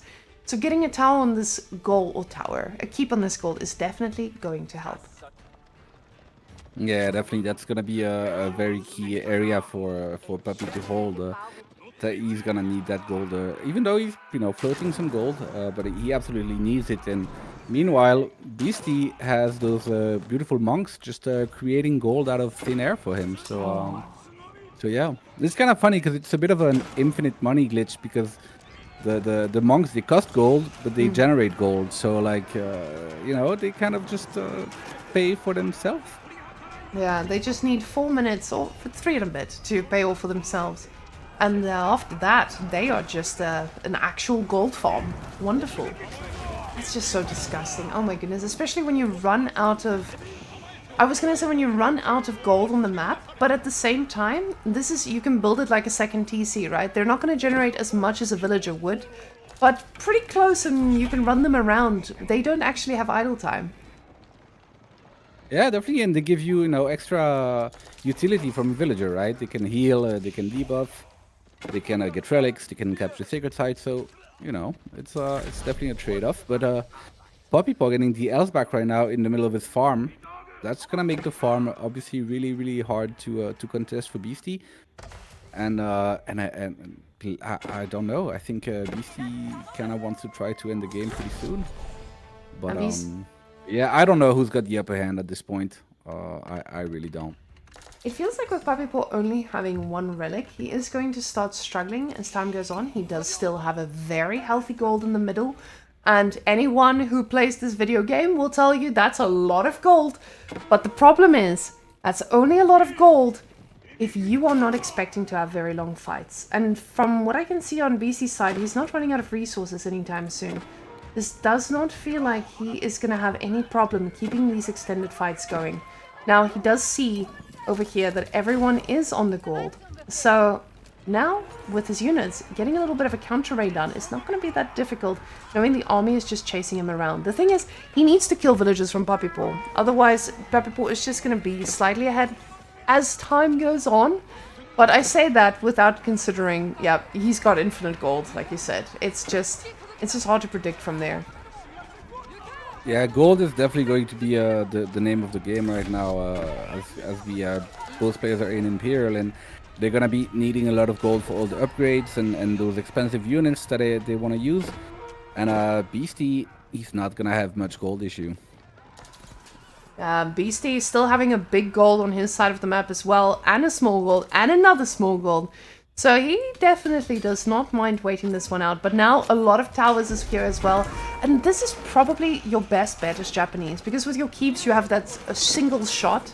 And it just doesn't feel like it can deal with a very limited army like that so well. But these towers, individual shots onto many units. And the boys are here. They're ready to heal up. The Buddhist monks screaming towards the skies. And the army from Puppy is not looking as scary. Yeah, can we zoom in a bit of those monks? I don't really know what they look like from a bit closer. They look kind of funny. They have a cute hat. They have the coolest hat. Oh my goodness. Beasty, could you show us their faces? Oh my god, they're kind of shy. Yeah, they are kind of shy, but look how much they're healing. Beautiful. Isn't that beautiful? Yeah. Be healthy, To be young honest, one. I really like the way most units look in Imperial. Like, look at those mounted samurai. They look so damn scary. Imagine They're, that thing showing up. Oh my god, look at that hat. Yeah, they're pretty scary. They're really beautiful units, to be honest. Quite nice unit design there. By the way, I met a woman today in her restaurant. Her kid was playing a game, and they saw my shirt and they asked about it. And she was like, "Do you cosplay?" And she's like, "I'm a costume maker." And I was like, "Oh my god," because I think she's in a like early 50s maybe. And I was like, "Oh my goodness, this is so kind of cute." So I thought of those hats when you said they have cool hats, and I'm like, we could cosplay that. Oh, are you gonna cosplay as a Buddhist monk? Yes. I'm gonna get myself a nice round hat one. Oh, okay, never mind. That's like a little... that's a very complicated hat, never mind. But the Castle of the Crow firing now on his very limited army, and it feels like it doesn't matter what Puppypaw does. Those archers, they may be shooting AK-47s, but they need bazookas for this. Because these guys are just melting through them. And now, even the outpost getting, disgusting. More. Yeah, I don't know how Puppy is supposed to go through this army. This kind of feels like a impossible death bowl. I think, maybe like a ton of mangonels or sprinkles, trying to get like a very big shot in the middle of that mass. But otherwise, I don't know. It just doesn't really feel like he's got any answer for it. I think Beasty just got the first boiling oil in the last 20 days on ladder. What just happened? People haven't been going for boiling oil, by the way, guys. It's been so strange to see. There's a Warlock coming out, Beasty screaming to the skies, but just to keep him busy as he's cleaning up that army. Now Puppypaw is split a little bit and trying to get a little bit of the towers down here, but at the same time, getting a decap on that sacred site. And I think he realizes this is critical for him. And you can see Beasty trying to hold it as well. He realizes what this is. He just needs to keep making Puppy bleed. So he keeps screaming, and it looks like those Yumis are actually going to be doing pretty well against the archers of Puppypaw. But it does look like Puppypaw might be able to decap this. Beasty says no, the army is rotating, and it still has a few seconds before this will go down. But it does look like Puppypaw will get that decap, but the cost is very high. Actually, it's still like 1 second or 2 seconds away from decapping, and Beasty actually shows up right on time there. So, and I mean, that death ball is still scary. Those monks are just not going down. Okay, I think I just cursed poor Puppypaw. I should apologize, because oh my goodness. Yeah, it's the caster curse. Yeah, I shouldn't have called it, guys. Oh, look at that sacred site. That thing's taking for another 5.5 minutes, and Puppypaw knows he's on borrowed time. Yeah, I don't know what Puppy is supposed to do. This is, I mean, technically their army does nothing, it just looks big, but and it doesn't really have much DPS, but it does have some but villages. It just won't die. It just doesn't die. That is actually just 12. That's just 12 Yumis. And like a handful of other things. Oh my goodness, you're right. That actually is a non-existent army. It's just a bunch of... Oh no. Oh He's no, got Puppy. 65 monks. Puppy, Ay, ay, ay. girl. You gotta pull back, sir. He about to bust. Oh my goodness, the boys are coming. Never mind, rock's fully loaded. They run a little bit slow. But look at that gold income. I want to see how many 0 in gold. And he has... Yeah, that's... 3 relics. I mean, he's got 3 relics, 2 sacred Yes. sites, so So it's it's like definitely what? not broken, right? Or yeah, no, it's perfectly balanced, like everything else in this game.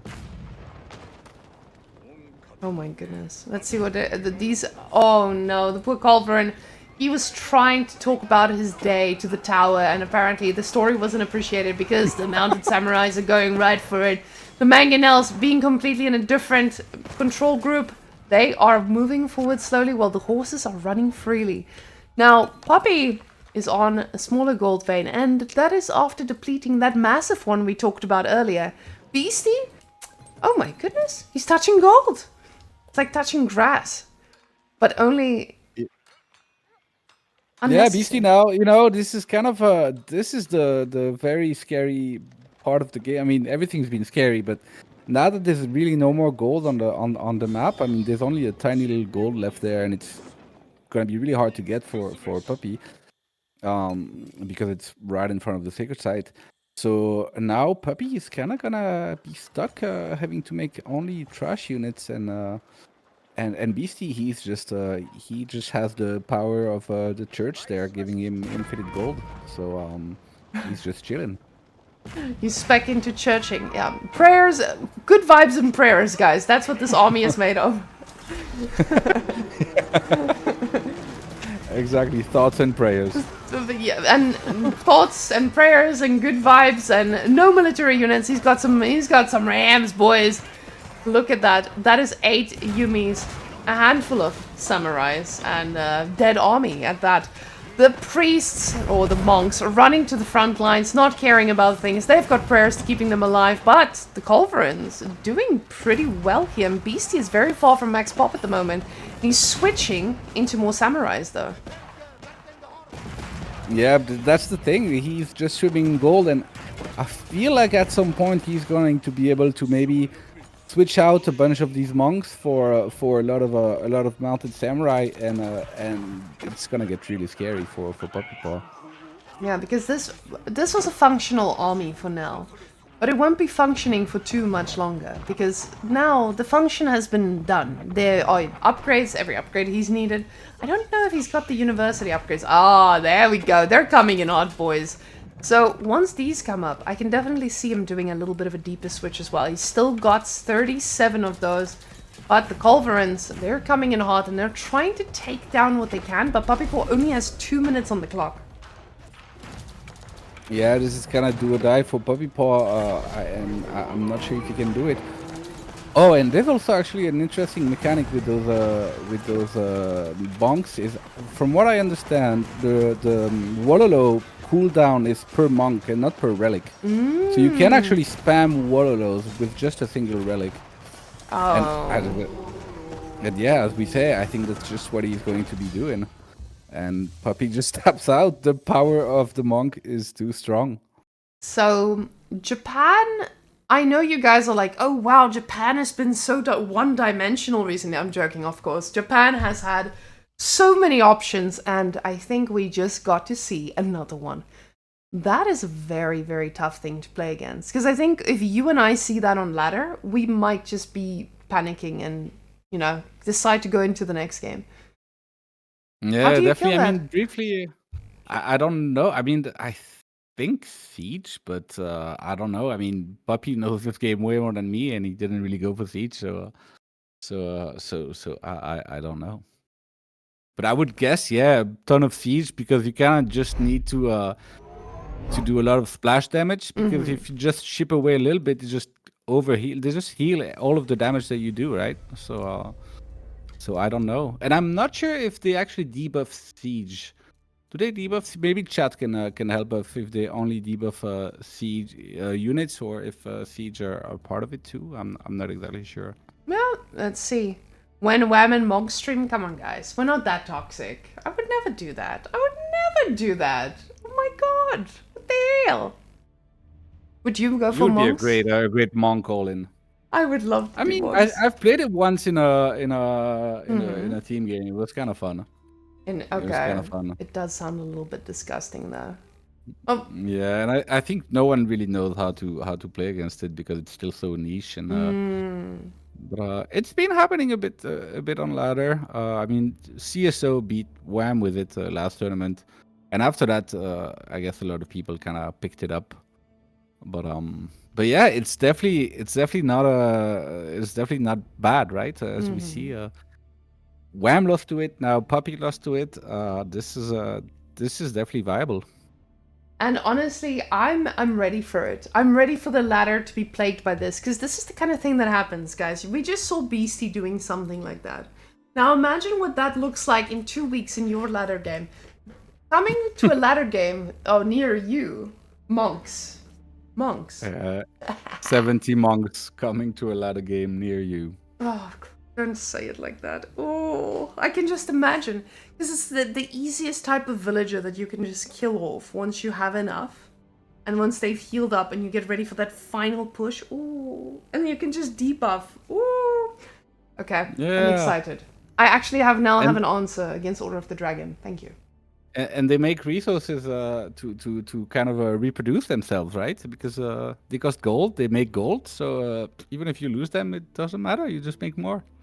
I wonder, they probably still gather gold if they're inside the TC as well. So why?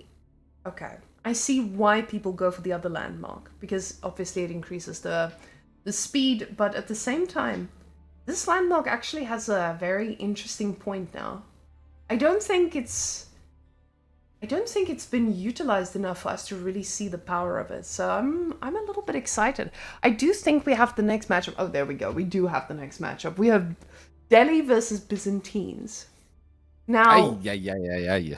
when I talked to Beasty about Delhi, he told me that Delhi is not in the greatest spot right now on all the maps. Some of the maps it's still doing fine. But I'm wondering if this is actually one of them. Because now with Byzantines, they're in a pretty good spot, right? Because they also don't just have that one-dimensional play. We've been seeing people go for horses. We have not just been seeing the good old oil mechanics sit back, relax, and let the units pump out. We've been seeing some actual production. So, as someone who also doesn't like Byzantines, how do you feel about Delhi versus Byzantines?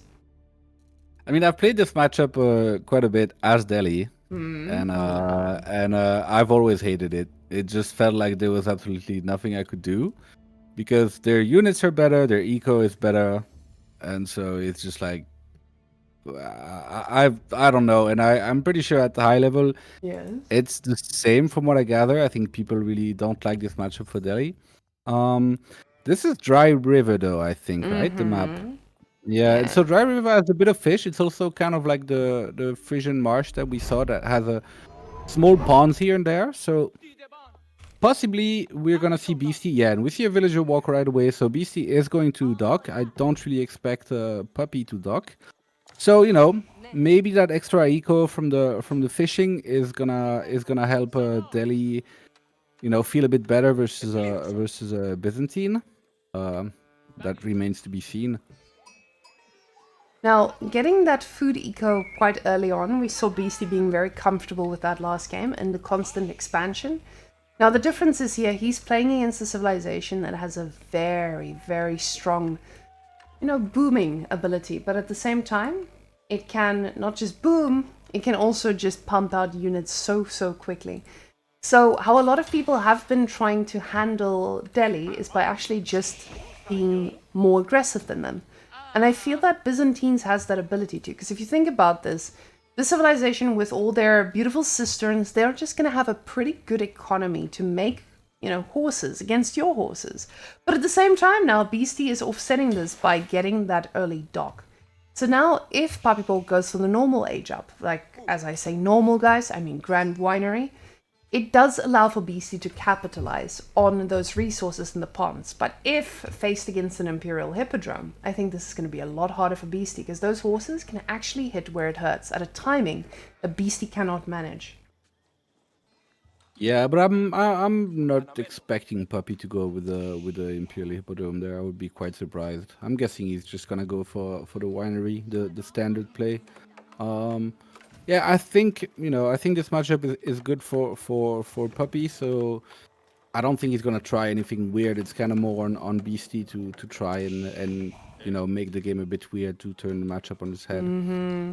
And yeah, I mean the fish should help a bit. It's definitely makes it different than playing on Dry Arabia.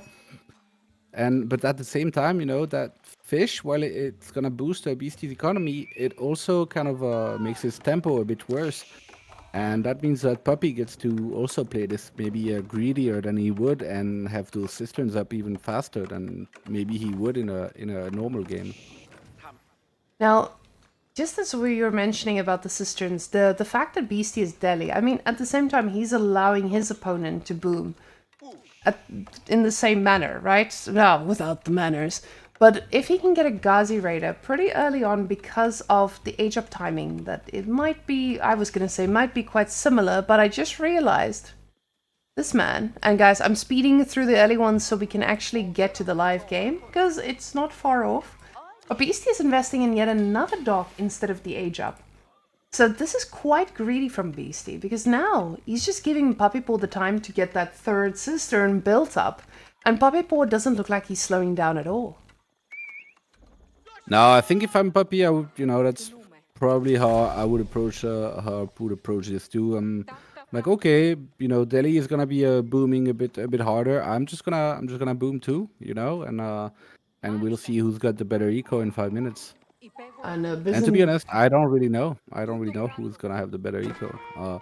In a normal game, I think Bez eco is just way better than Delhi, but with the fish, who knows? it does change the game up a little bit. And we see Dome of the Faith also coming, so it's not going to be that feudal push through Delhi that we have been facing every now and again when someone whips out the Tower of Victory in public. Puppypaw, he is just not pulling off of the stone though. He still has one village over here, which means that fourth cistern is going to be coming in hot pretty soon. Right here. And he puts it down on the berry, so that's going to be a solid number 4. And that's going to be a very boosted berry bush.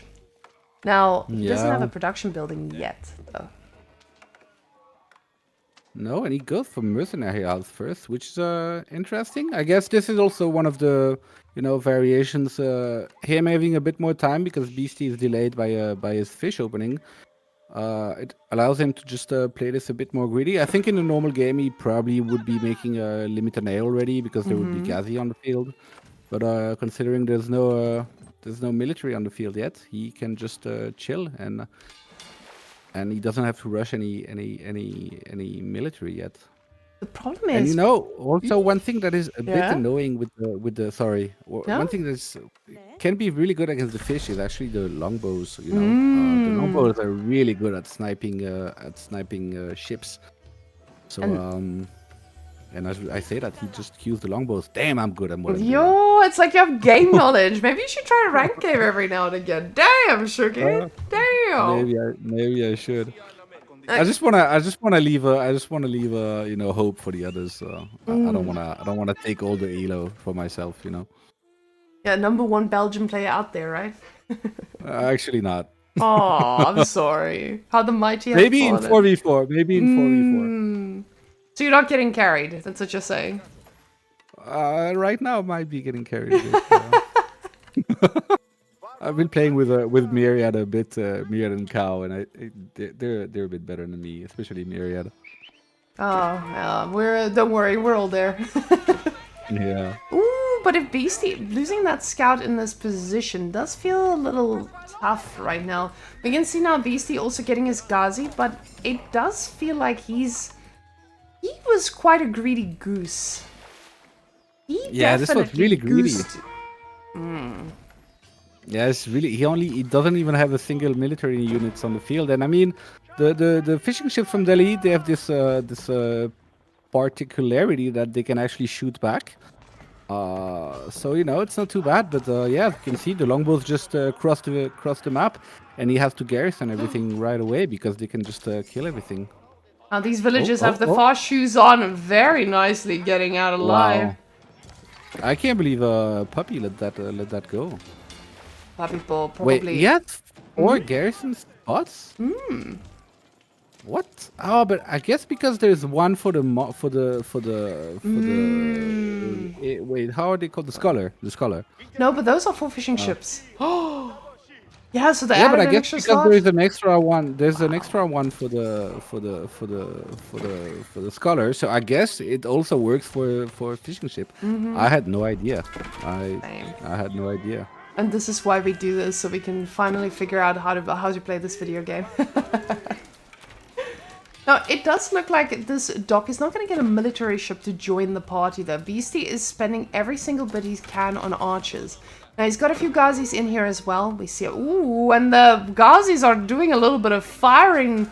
They're going straight into the eco, but the thing is, they can go down. He does get a longbow or 2 as a victim, but this is still a pretty scary army to handle. The fishing ships are coming in and out. They do fire back, and it does look like Beasty is using them as his army. But without a military ship, this is going to go down so quickly, and it does look like that is going to be the case. He pulls out the fishing ships, trying to get a little bit of damage on this army, but he has 2 more docks, and it's probably pretty okay if one of these go down.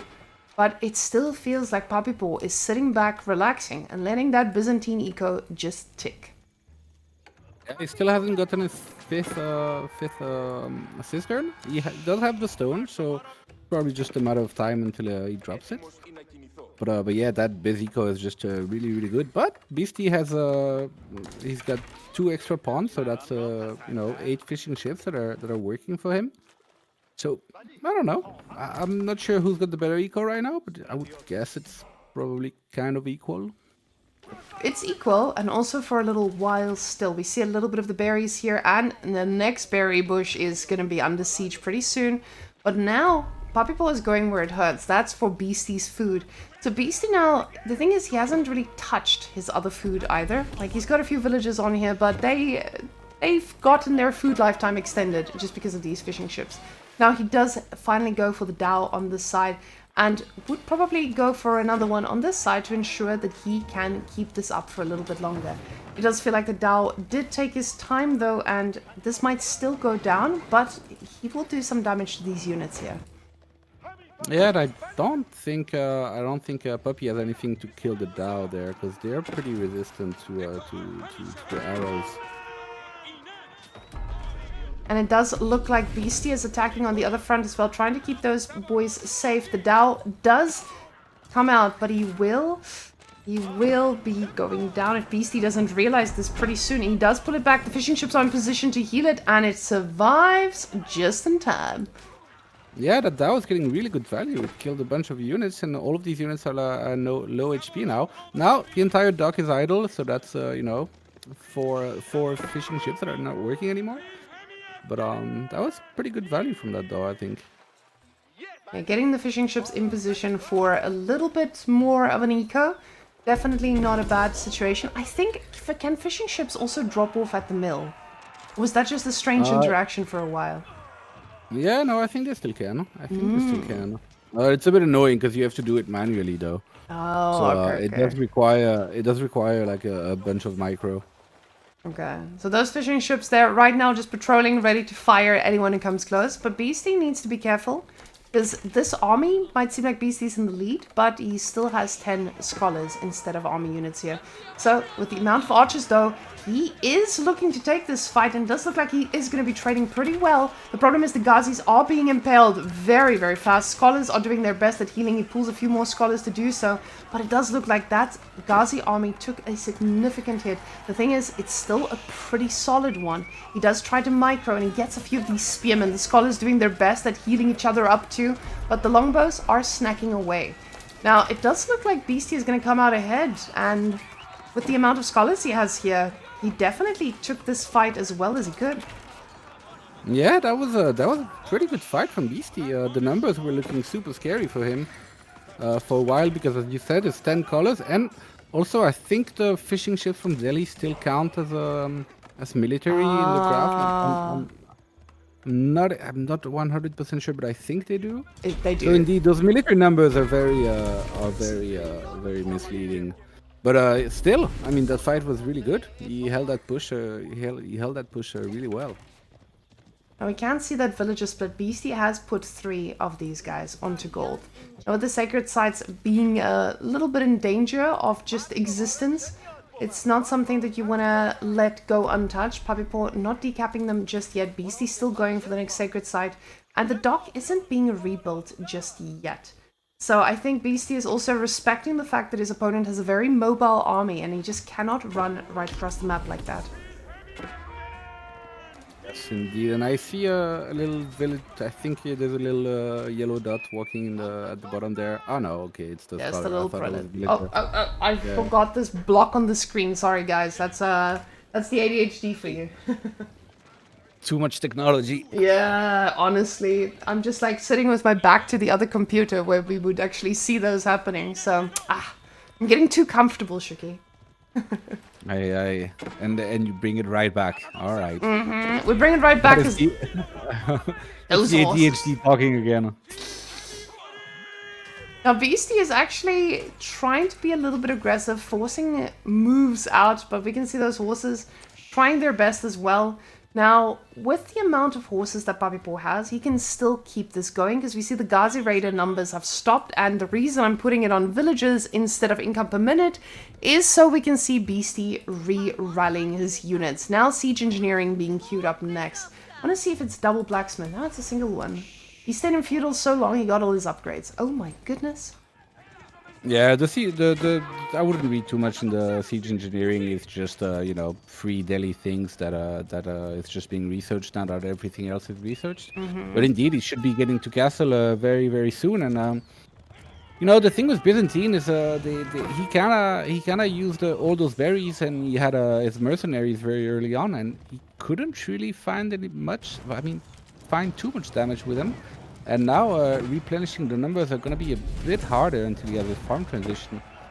So yeah, I think BC is not too bad, but if as I say this, there's a pretty decent trade from Puppypaw there, and I guess Puppypaw has to smell that something is fishy here, with no bad puns intended. Now, Puppypaw actually coming a little bit deeper to understand, okay, where do I need to do damage? And when he sees the House of Learning, he's going to know this is his moment to attack. Now, the Ghazi Raiders are on the backline here. Beastie is trying to delay Puppypaw's push as much as he can by just pushing him off himself. Now, House of Learning is about to pop, but this does mean that the upgrades are going to take a little while. We'll see how quickly those scholars make it happen. So, with the amount of archers he has, he should be able to hold it. He just needs 1 full minute. Yes, and again, the numbers are a bit scary because in those 41 units, there's actually 20 of them that are not really military. But we know how strong Delhi can be in the Castle Age, and I'm not sure how fast Puppy is gonna look to join him, or if he's gonna look to join him at all. He's looking for some damage at the back there. He is burning down some buildings as fast as he can, but the problem is he needs to find actual damage. He hasn't scouted that there is a little berry shenanigan going on here. But Beastie's army is quite thin still. That's still a lot of archers and not a lot of anything else. So in this position, you gotta ask yourself, when are we getting elephants? Oh, I'm guessing we're gonna get them pretty soon. His eco is pretty much only food and gold right now, so I'm pretty sure he's just waiting for that gold to tick up so he can make a couple elephants. And now he's got the upgrades. Puppypaw is pulling back, and he's going to go for Castle Age himself, which means this is still going to take an extra while longer. He's trying to shut down all these boats just waddling around on the water, and it does look like he's going to be able to do so. Beastie right now not paying attention to this because he's most likely going to be cooking something else. And with the amount of archers we see, that is going to be, I was going to say aggression, but no, those are just putting up some walls. Yeah, I'm not exactly sure what Beastie's plan is going to be here. As we've said, Puppy has kind of used up all of the food on the map. I mean, he still has the deer, and he took the boar there, which is obviously really good. But for Byzantine, it's the berries is kind of what you want, and so his eco should slow down a bit right now, I think. So, and I know that Beasty usually kind of likes that fast Imperial. I mean, maybe not fast Imperial, but getting to Imperial pretty quick. And I mean, his resources are pretty high still, and that macro is looking very sus to me. That Yeah. looked very imperially to me. I'm not sure. Either that or elephants. And he has like one elephant on the field and two more coming. But Yeah. that macro is still sus. That is a very, very fast Imperial sus type of macro, you're right. The thing is, the gold is running out, so he's gonna need to go out on the map as well. And unfortunately, those golds are gonna be a little bit exposed for now, but with the elephants that he has in his pocket, he's most likely gonna be able to do something about that. He does get not enough gold for the age up though, so I would not be surprised if he pulls something. Oh, he was actually pulling something back already. I think he cancelled one. No, he didn't. He just didn't have enough gold. Poor man. Barely getting there. Now... But he has 2 relics, so he will have the 1200 necessary for Imperial coming. And now rushing for stone, so it's gonna be a keep to cover for the Imperial. And indeed, the lack of gold might be a bit annoying, but it's one of the beautiful things of playing Delhi is you get all of your upgrades for free, so you still get a lot of value from the Imperial Age, even if you don't have any gold at all. And it is time for us to click up to Imperial Age, but we'll see what Beasty goes with. Palace of the Sultan, what a big surprise to get those free elephants. These 5 little villagers might be paying the price for being this far out, but the archers don't want to be moving out or taking any chances. Right now, Puppypaw, and I want to keep this macro up here so we can see exactly what they're planning here. Oh my goodness, the scholar is feeling so fruity. He's running all the way inside the base for the relic. He's like, I need the gold. That was not gonna work. But yeah, I mean, not having gold means no more elephants coming. But if he's able to get all the upgrades, he's gonna be. Oh, that is scary. That is very scary. Oh my god. Oh no. Oh no, Whamen. Oh. Oh good god. I heard Beasty yelling in the background. I was like, woo-hoo-hoo! And I knew something happened. Oh my god. Puppypaw just handing him some longbows to make that Imperial Age a little bit smoother. Exactly 20 minutes. Oh my god. Disgusting. That was pretty disgusting. This has got to be super tilting for Puppypaw.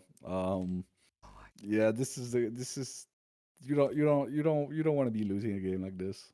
Oh, that felt so crazy. I just wanted to check. Oh, Puppypaw with all those resources gathered. Look at that Byzantine's economy. My goodness. Just wanted to check. And that's with Delhi having a bunch of fishing on top, right? So imagine a normal game. A normal game just feels absolutely cursed.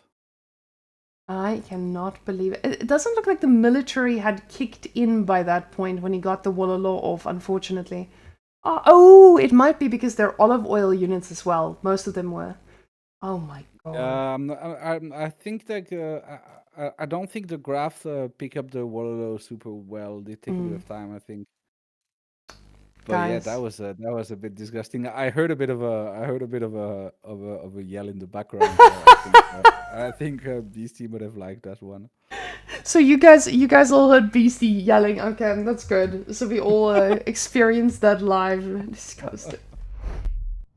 I feel so bad. Last week when we had the tournament, I missed a Wololo because Crackety was like, oh, that's a distraction Wololo. So I didn't even go for the Wololo as the observer. And guys, that's what happened with picture-in-picture. Apologies. I keep forgetting because there's a lot of screens that I need to be watching and I need to mount one of the screens so I can actually see what the picture looks like. Because right now it's hidden behind my big microphone and 500 books as well. So... yes, I will forget it. So just put it in Twitch chat when I forget the button so I can press the button right after. So, yes, it does look like Beastie and Puppypaw have a best of 7 though, so there's still more to go. Oh, we thought this was gonna be I thought it was short best night, of 5. That was quite the ending though. I hadn't seen a Wololo this big in a very long time. That must have felt really good. Oh gosh, that felt so disgusting to watch IRL. I guess now the big question is going to be, what does Puppypaw do on Mongols? Is he gonna give Beasty a taste of that fast imp medicine, or is he just gonna do that little bit of aggression? Oh no, we see the map, guys. We've seen a lot of fast Imperial Mongols on this map. Yeah, I mean, I guess it's been especially on the Four Lakes one, right? Which is a bit similar to this one. I think the fish is a bit more exposed on this map, so I think it's not as easy to be a greedy goose and just not make any units and go to Imperial. I guess it's a bit easier to punish. So I'm not too sure, but I mean, Puppy has been playing Mongol on the hybrid map for quite a bit now, and he always goes fast Imperial. On it. I'm being a bit sus. This is definitely sus. Now, Beastie on Abbasid, though, he's a very good aggressive player on Abbasid, especially. So we'll see what that means. Oh my goodness, guys! I wish you saw what I just saw. I honestly, wait. I'm gonna give you guys picture in picture so you guys can actually see. Look at that Beastie, guys. He made a mistake finally. Look at those villagers. They tried their best. He popped them out on the wrong side. So they just popped into the TC and pulled back out. Now, Puppypaw, he's going for the uwu, the TC right on top. And my question is this going to be a double villager? Right? I don't think so. I would guess not. It's pretty interesting to see none of them going water. I think it's because Abbasid is has that pretty good timing when they go military wing and they make a quick ram. They can very easily shut down the water. So I think Puppy is kind of just respecting that by also not going water. But yeah, quite interesting opening here for a water map. No water, no fishing ships. Now, once we get those scores switched, you guys will see exactly who's cooking. But as we now see it, just like Sukish said, this is not something that you want to deal with an Abbasid, with a military wing.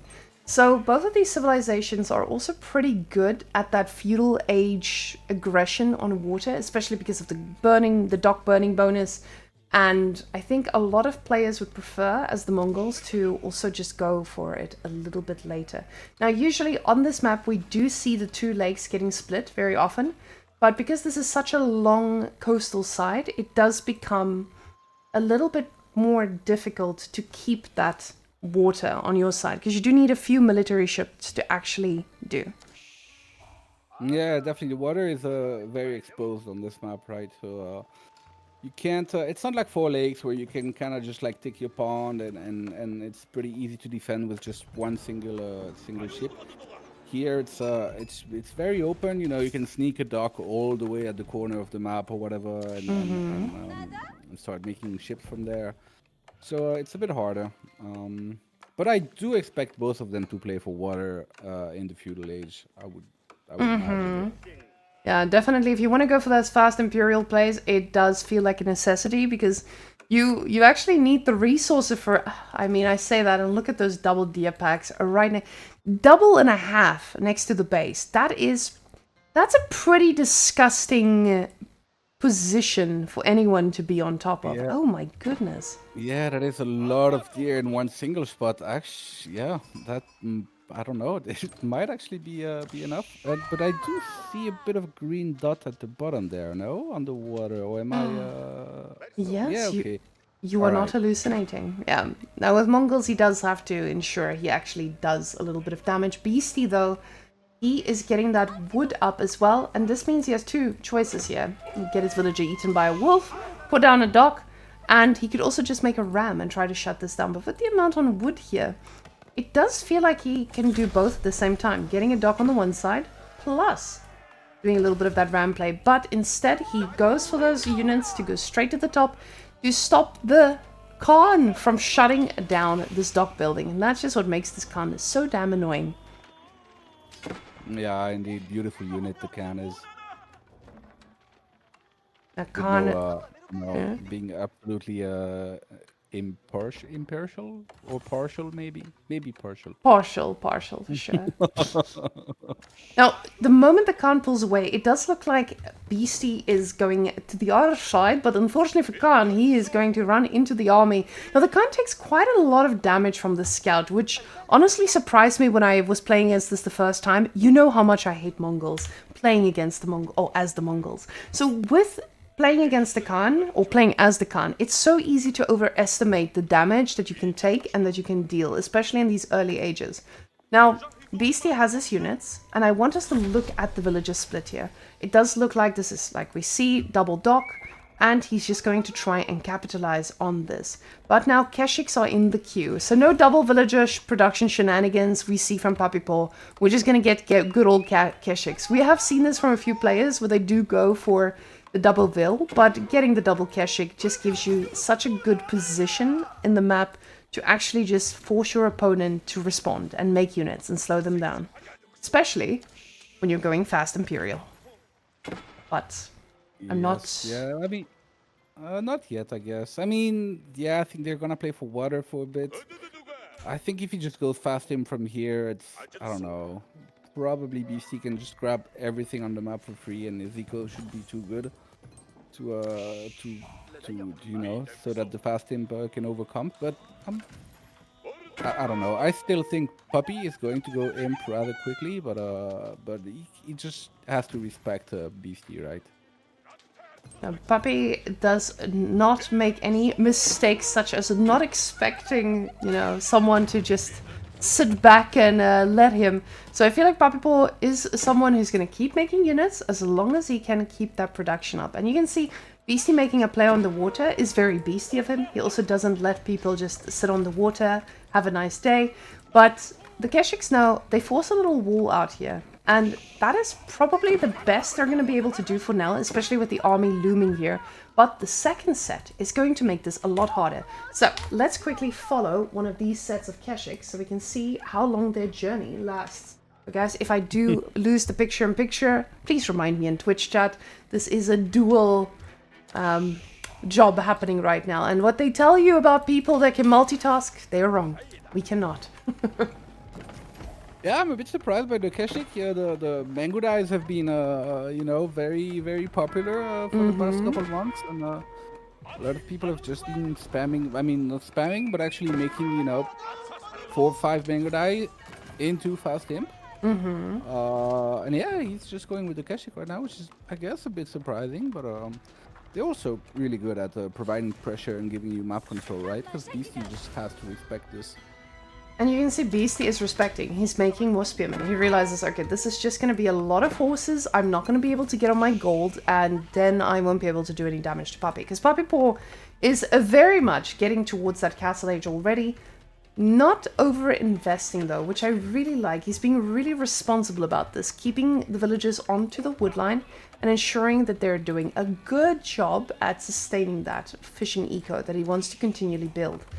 But we'll see now if the manga dies are queued up pretty soon, but it does feel like he is committing to castle. Yeah, definitely. And Castle Age is the, you know, first step to the Imperial Age. Wow, Shukle. Wow. That was some pretty big insights. Right? That was yeah, that's the game knowledge of a conqueror player. Yeah, that's where we're at, boys. This is the C stream that we do before we do the real stream. So this is the warm up. Now, I honestly am really glad to see this map. I'm glad to see Scandinavia because Scandinavia is something that pops in and out every time. And it feels like the players really show their uniqueness on maps like these that aren't as straightforward, but also at the same time not too crazy. Beastie now getting that barracks up, second one now. And I think this speaks to what Castle Age is going to look like, because he knows what's about to happen. He's played this many, many times, and maybe we're gonna get some castle aggression. I feel like Beastie is not gonna allow Puppy to just sit in his base and go for castle.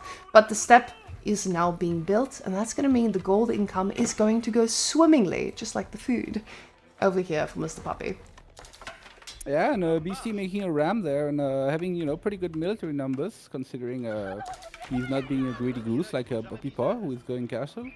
So yeah, it's gonna be a bit tricky for Puppy to deal with, but the water is really big, so completely shutting down any kind of duck is kind of hard here. So I don't think Puppy is just gonna lose his all of his water like this. Especially not with Keshiks doing their rounds. So the Ram being Yeah. left alone here does make this very, very exposed. And you see Puppypaw respected this. He's making archers as the time goes on because he realizes I am going to need some units.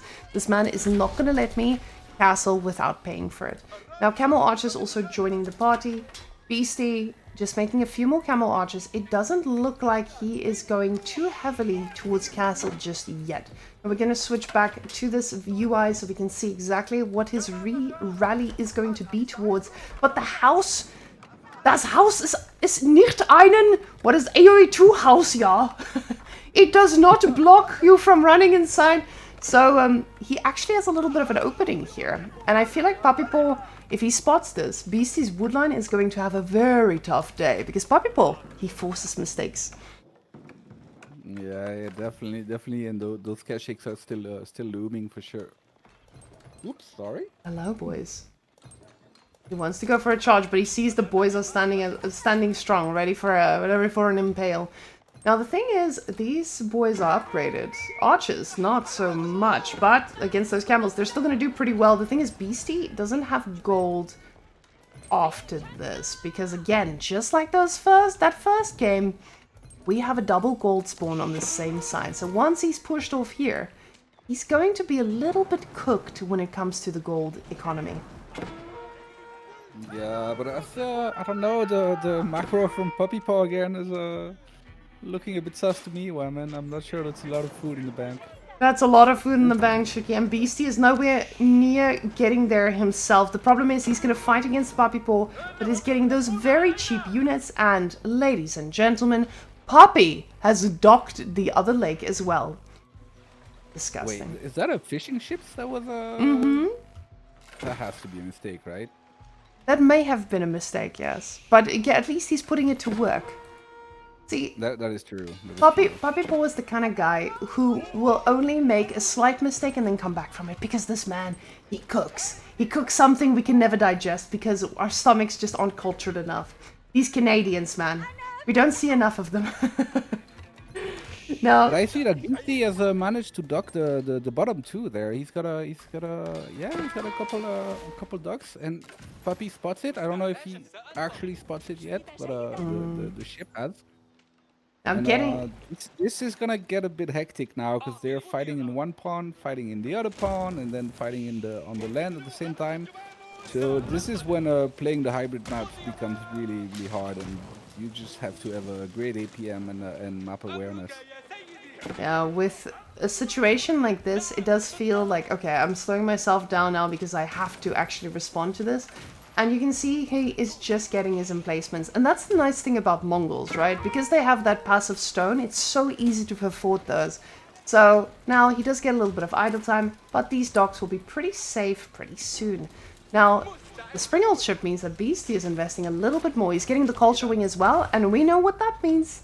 It's going to be a little bit nicer when he does need to go for Imperial himself. And those, getting the ability to just get those cheaper technologies researched is definitely going to help him, you know, stay up to date with Puppypaw when Puppypaw is drowning in Imperial. And Imperial Age units, I really hope Beastie finds a way to actually keep up with it. But the Shogunate Palace is now up.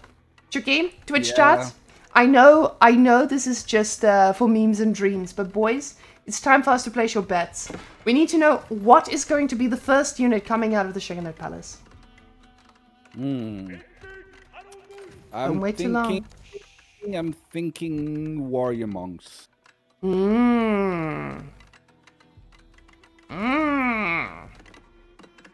Okay, hui pal. Has to be. Who do I win? We win nothing, Shiki. Nesta B. Okay, I mean, Nesta B is pretty good for Puppypaw. You have to be happy about that one. But yeah, it's kind of disgusting. He is Imperial as Beastie is just reaching Castle Age right now. This is, it's kind of disgusting, Whamen, but I kind of like it. The thing is, Shiki, Beastie is floating a lot of resources as well. I'm not seeing any units in queue. Ladies and gentlemen, Beasty might be responding in sorts to the one singular build we did not expect to see today. It wasn't on my bingo. Fast Imperial? Abbasid? Not a chance. Yeah, Is he but going? I mean, what do you get from Imperial as Abbasid? I mean, sure, Abbasid is really good in Imperial, right? But it's a lot of it is because of the eco and obviously a lot of really good upgrades that you can get. That makes your army really strong in Imperial. But Puppy just gets more eco. He gets like I think around 800, 900 resource for free from the Kaganet. So it's kind of if he had like 20-ish more villages working for him right now. It does look like he will get a pretty good shot off and shuts down that echo instantly. That is disgusting. Yes. That is Absolutely appalled disgusting, right and now. it's just so hard to react to that on time because you literally have like 3 seconds. Oh, he just gets his villager Mongol. I think his landmark is having a bit of a okay. He's a little bit stepsister stuck there at the top. Unfortunately for him, luckily for him, he got 2 nested bees. So he's probably not too upset. He does not have a single hui hui power yet. So guys, he might be okay. Yeah, for now he's pretty happy about this. I mean, we meme about the Hui Hui Pao, but it's a pretty good unit. It's just that usually when you play this style, you are being very greedy, so you end up getting attacked just as you age up, and obviously a trebuchet is not really what you want to defend yourself, right? So even when And he... here it comes. Yeah. The Yu Pao is coming. And this is exactly the right thing for Mongols. When they have enough units, when they have those passive resources, and now all of a sudden you do get the Hui Hui Pal, it allows you to do those pushes. The thing is, okay, Puppypaw probably wanted this in like 2 rounds, but pretty good loot for him so far. The thing is, he's not in a position where he can just go and push just yet. So he's definitely respecting that and not putting too much pressure on the water here at all. But now I say that and I see the Bao-chan is in queue. So he's probably going to be thinking about that now. Beasty though, he's still floating a little bit of resources, but he started... No, never mind. He's queued up more horsemen. He's going castle. This man realizes I cannot give him more time. I'm not going to get to Imperial fast enough. I might as well do some damage now. And with the horses, he should be able to find some between this as well. Quickly in, quickly out. Yeah, this is kind of the time for Beasty to make something happen because that Kaganet Palace is just so good and it just keeps making units and those units they come out fully upgraded right away and it's just so good, Whamen. And I don't know, I'm not feeling too confident for Beasty right now. And that Bao Chat there in the top is gonna be annoying to deal with. Oh, it is, and it's looking straight at the fishing ships right now, as you guys can see. He is just going to be chasing after as I'm losing focus and forgetting to press the scouting button. Springold ship fighting against Bao-Chad. But Beastie's units are melting. These are elite units. They can take a punch and more. And Beastie is now pulling back off of the food as well. This does feel pretty tough. The only other deer over here on the side, but also going to be pretty exposed if given the time. Also, Archer does get picked off, but the big army is going for a little bit of a counterattack, and the Hui Hui Pao throws a ball of fire, not a ball of fire, just a very big cannonball right on top. It does look like he should be able to pick off a village or two, but when you have the Shaganet Palace, you don't need much more.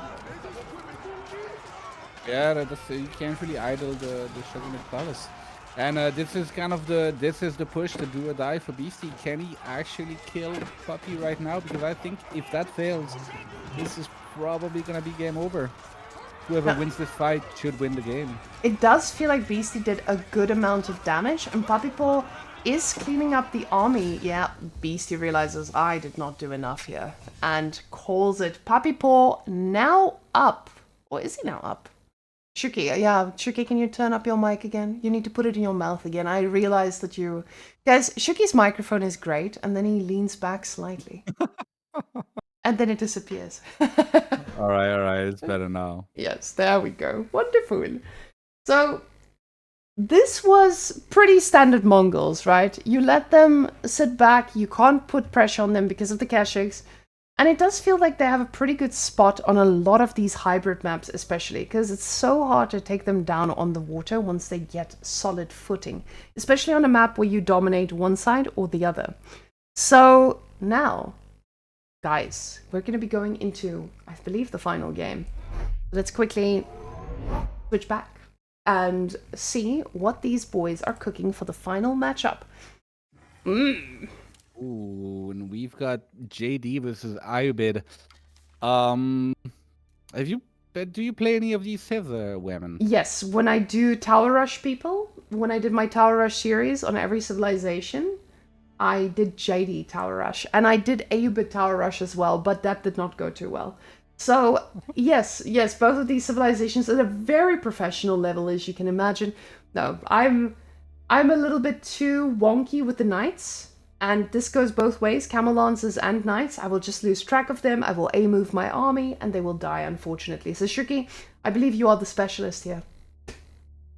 Yeah, I mean, I don't play too much JD because I don't know, I don't really like the hero stuff, but I play a lot of French, so it's kind of the same. I play a lot of Ayubid, but this is, Ayubid is not really considered to be this strong in the meta right now. It's not one of the civs that people are kind of prioritizing, but it's a really good civ into French and knight civs in general.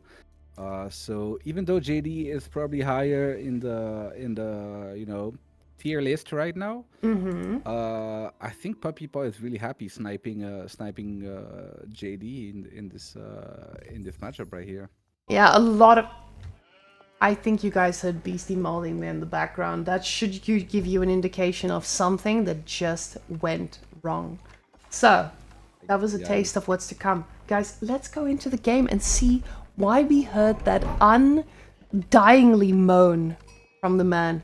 So, barracks coming down for JD.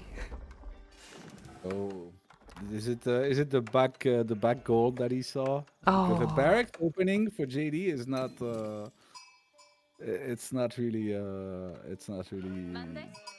common. So I think this is kind of beasty. Oh wait, I think Puppypaw is trying to duck there at the bottom, no? Yes. Puppypaw is sending a villager down, investing a little bit down here. Now the thing is, if Beasty does scout that, he should be able to punish this dock a little bit.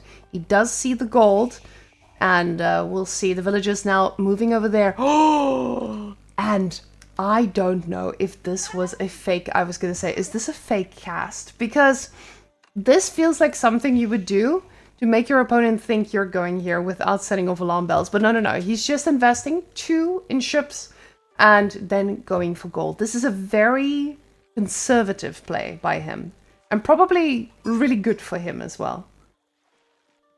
Yeah, definitely. I mean, this is I don't know. This is a bit scary for Puppy here, but I'm not sure if Beastie is expecting is kind of expecting the duck play here. I mean, people have been docking here, but it also hasn't been too common. And I feel like if Beastie saw this, he could punish it with a spear, but I'm not sure. He's not going there, so Yeah, I don't know. it doesn't look like Beastie is going to be able to spot this. So when he does see that, that is going to leave a little bit of frustration. So guys, we're just going to forward about 30 seconds so we can catch up with the live. Never mind, we are caught up with the live game. We are there. Now, no split screen for this game just yet, as I do have to set that bad boy up. But Puppypaw, with all of that sheep, he's probably feeling pretty good, considering he still has the fish as well. Yes, definitely. This feels like a pretty good start of the game for Puppypaw. I mean, Beastie is gonna be able to push the deer there, so he's getting value from those spears. But I think he probably was looking to do damage on the gold there. I imagine that must have been the original plan. Let me just switch to players. I just noticed that they are a little bit unbalanced. Remember to flip the scores as well, guys. When we now see this type of deer pushing, I feel like we might get into a position where Beastie does not feel as desperate to get professional scouts. Because right now you do have some of the deer quite safely tucked in your base, but he is going to struggle for food quite a bit. So now the scout are denying this as well. Now we're going to go back on what I just said. He's going to need to go for pro scouts if he wants to get snacking on any of these. But the thing is, he's playing against logistics, and getting those 2 dervishes, that just helps you heal against the JD damage, especially in the early game. Yeah, those early dervishes are just so annoying to deal with the healing that they provide. I'm expecting him to start making desert traders after this. He could just go naked castle, but this is JD that is probably too greedy. So yeah, I think the healing with the camels is just so annoying to deal with for Beastie, because he just needs like such a big mass of units to actually start one-shotting the camels, or else he just get healed up all the time. And you can see Beastie now spotting the dock. He is going to go and try to torch this down. There's 46 seconds, so he should not be able to get this down completely by the time the age up. Because with only two spears, you do take quite a hot moment. As you guys can see, those flames, they require a lot of them. Because if you build a dock, we can see there's a lot of flammable materials, but that part, I would imagine, requires a lot more flame than usual. Yeah, I wonder if this was the origin of the little molding scream we heard in the background there. Him finding out about the dock. I'm not sure. That dock definitely feels a little bit Monka-esque, but oh my goodness. He's building a wall, ladies and gentlemen. Is this man playing China? No, he is playing JD, and these boys are gonna be firing away. We'll see now what the villager does. I'm assuming this is to put a dock down of his own and give himself some time. But now with the support of a knight, this should actually be a pretty fun position to be in. The less fun part comes in when your opponent clicks up by 7 minutes.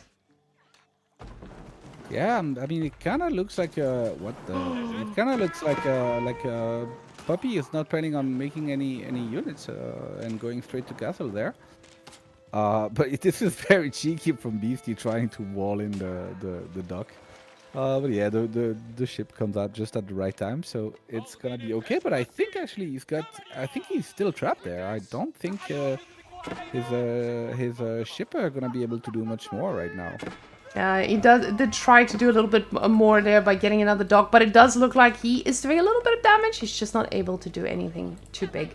Now JD, she's gonna kill that poor boar. That man had a short life. But it's gonna be a very nice bait for you to actually be able to go and put some units down. The problem is just, like we know, this is about to be a castle age. And I feel like nothing JD can do at this point can stop this. So we'll see if Beastie also tries to go for a castle, but with 2 knights in the queue. I just feel like he hasn't found a way to do any damage to him yet. Yeah, no, this feels pretty good for Puppypaw. He's 6 economy units ahead. He's getting castle. BC doesn't really have much on the field.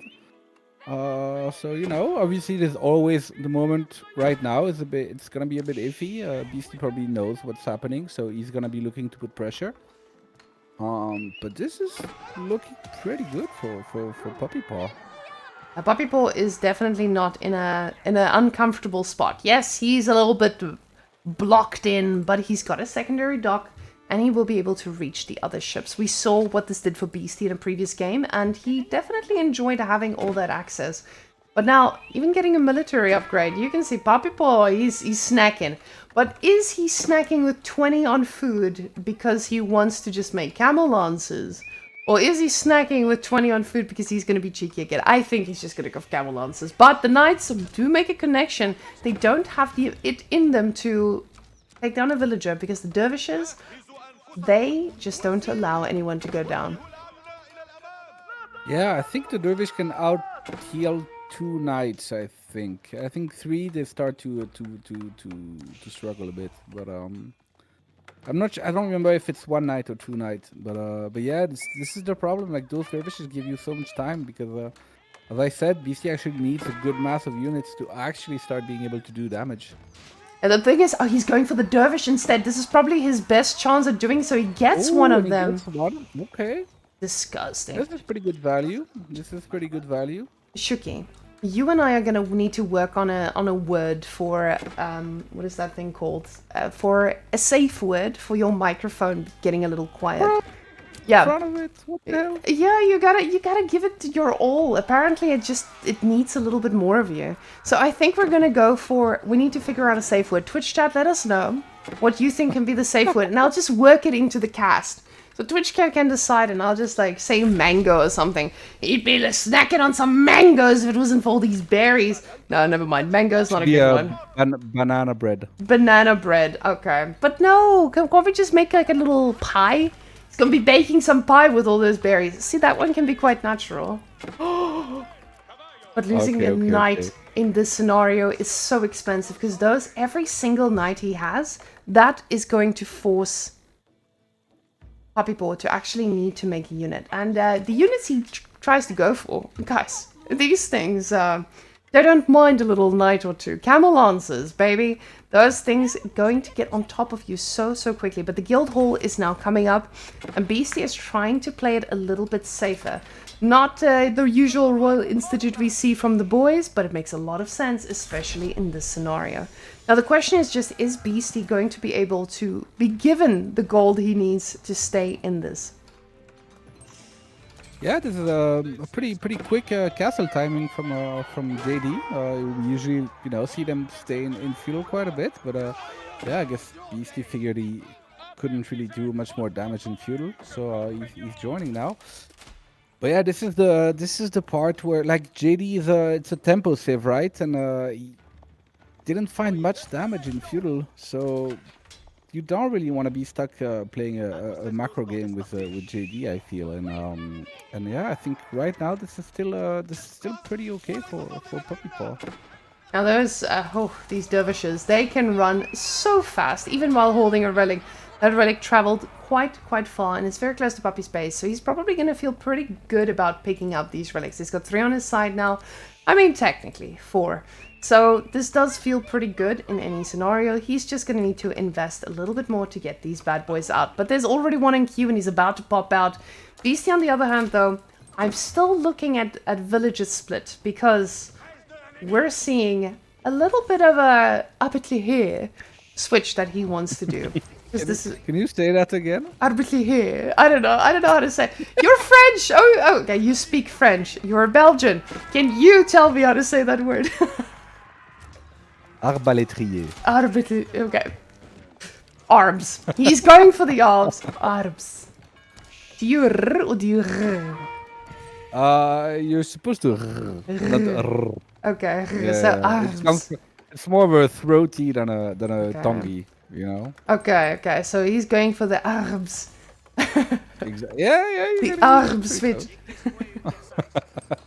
Now, Beasty is trying to get a little bit of that relic love himself, but with one singular monk that's still coming out against the army of camel lancers, this does feel a little iffy. JD, though, she's getting a little bit of experience. She got a little bit of experience from the dervishes, but this is not the prime content JD we usually see when we hit castle. So we would really like to see some aggression coming out of this girl, but Puppypaw still having a lot of villages on goal. He now re-rallies them to wood, so it does look like this is going to be a more castle game than before. Camel Lancers, though, they are looking for some blood. Yeah, but I'm actually a bit surprised. Puppypaw's military numbers are still not looking that great. I'm not sure if we missed an engagement somewhere where he lost a couple units, but it's taking a lot of time to start making an army, and right now, Beasty's numbers are looking pretty good. It does feel like Puppy just could not make enough units to make this count, but it might just also be because those units are very expensive. But investing a little bit more... Investing a little bit more into the dervishes. I think that a lot of the resources went directly to the dervishes. He got some military upgrades as well. He got his eco upgrades. It does slow you down for a little while. Oh my goodness. Look at these boats being confused. They are all thinking about the shoreline fish. And that wall paid for itself. Yeah, those fishing ships are being a bit edged right now by the fish on the other side. And he does... It's okay. We still have one little pond to think about. The Dow knows how little damage the arrows does. He's just focused on anyone looking at his fishing ships negatively. But now 4 relics for Puppypaw. He's going to be a very happy Ayubit, but now the Men-at-Arms switch coming through. And this is something we haven't seen a lot in the recent months of pro play, I would say. Men-at-Arms have been very underutilized, and this might be because the pro players know something we don't yet, and that could be that Men-at-Arms are just not finding their way in the meta right now, but this switch is going to make it quite hard for Puppypaw to actually take them down. Because getting a lot of archers is kind of tough against those numbers of MAAs, especially when they do not have +2 ranged attack. Now Beasty not investing in any upgrades either just yet. He's getting more herbs, so he's definitely going to be able to deal with those camel lancers. Yeah, I think personally I quite like the MAA and ARB comp playing against Knight Civ, which essentially Puppy is doing, right? He's basically playing a Knight composition, Knight Archer right here. I think it's pretty good because, you know, while the Knights do counter the Men-at-Arms, if you have a really good backline of ARBs, the Men-at-Arms are still gonna tank enough. Long enough so that your arms can actually kill the knights or the camels in this sense. So I think it's a pretty good comp. I know a lot of players like playing this way versus Ayubit specifically because it's a bit tricky considering they're camels, so the counter system is a bit weird. So yeah, it should be quite good because they're gonna be able to tank the archers, right? No, definitely. They are gonna be able to take a lot of shots, but I just want to point out, he came for this dock, by the way. And just even if it's snacking experience, yes, there's still a little bit of fish here, but getting that experience on JD is so critical at this point. We can see now with these camel lances, they are going to go and try to find some damage. Let's go get a camera on them so that we can follow their journey into raiding. Because Beasty's army is pulling back. He realizes he needs to do something about this. You can see now Puppypaw's army exploded in the meantime. And he's on top of all those villages. Yeah, that was a very costly raid, very, very good raid from Puppypaw, and he's already 20 economic units ahead right now. So Beasty can't really afford to lose anything else because he doesn't really have a military advantage either. This is not a comfortable situation right now for Beasty. I feel like I may have missed the place where Beasty lost all his knights, because that mobility and losing it at this point, this feels so strong. Now Puppypaw taking another engagement here on the bottom, knowing that the army is split, and Beasty, he's got his men-at-arms, but they are just not as tanky as they are needed to be. Now the boys are going to go forward, and we do see him trying to get a little bit of an engagement, but that is beautiful stutter stepping here from Puppypaw. He's just ensuring he gets every shot off while taking the least amount of damage. Yeah, you know, he's got all the upgrades on his archers right now, and the Men-at-Arms only have +1 defense, so he was actually doing decent damage into everything. But there's no frontline covering for these archers, and Beasty is just pouncing on it. The problem is Puppypaw has a very scary army at the back here, but we do see the Men-at-Arms have them in position. JD has leveled up, and we'll see what damage she can do, or if she's just going to be enjoying this fight, because this woman, she loves a good set of experience. We see those lancers pulling back a little bit after the Men-at-Arms are chasing down, but both of these players splitting their armies quite heavily. The horsemen now being on top of the Arbs, just making sure that they can do as much damage as possible. Now the horse is pushing back again. It does feel like the Arbs actually got the Pavis deployed, so they were expecting a lot of horsemen raiding going down, but splitting up his army like this, Beasty is taking quite a risk. He does not have a lot of food yet. He's trying to set it up, and this is going to start ticking pretty soon. But Puppypaw needs to think about doing the same. Let's go see what his food situation is like. Yeah, he's also slowed down a bit.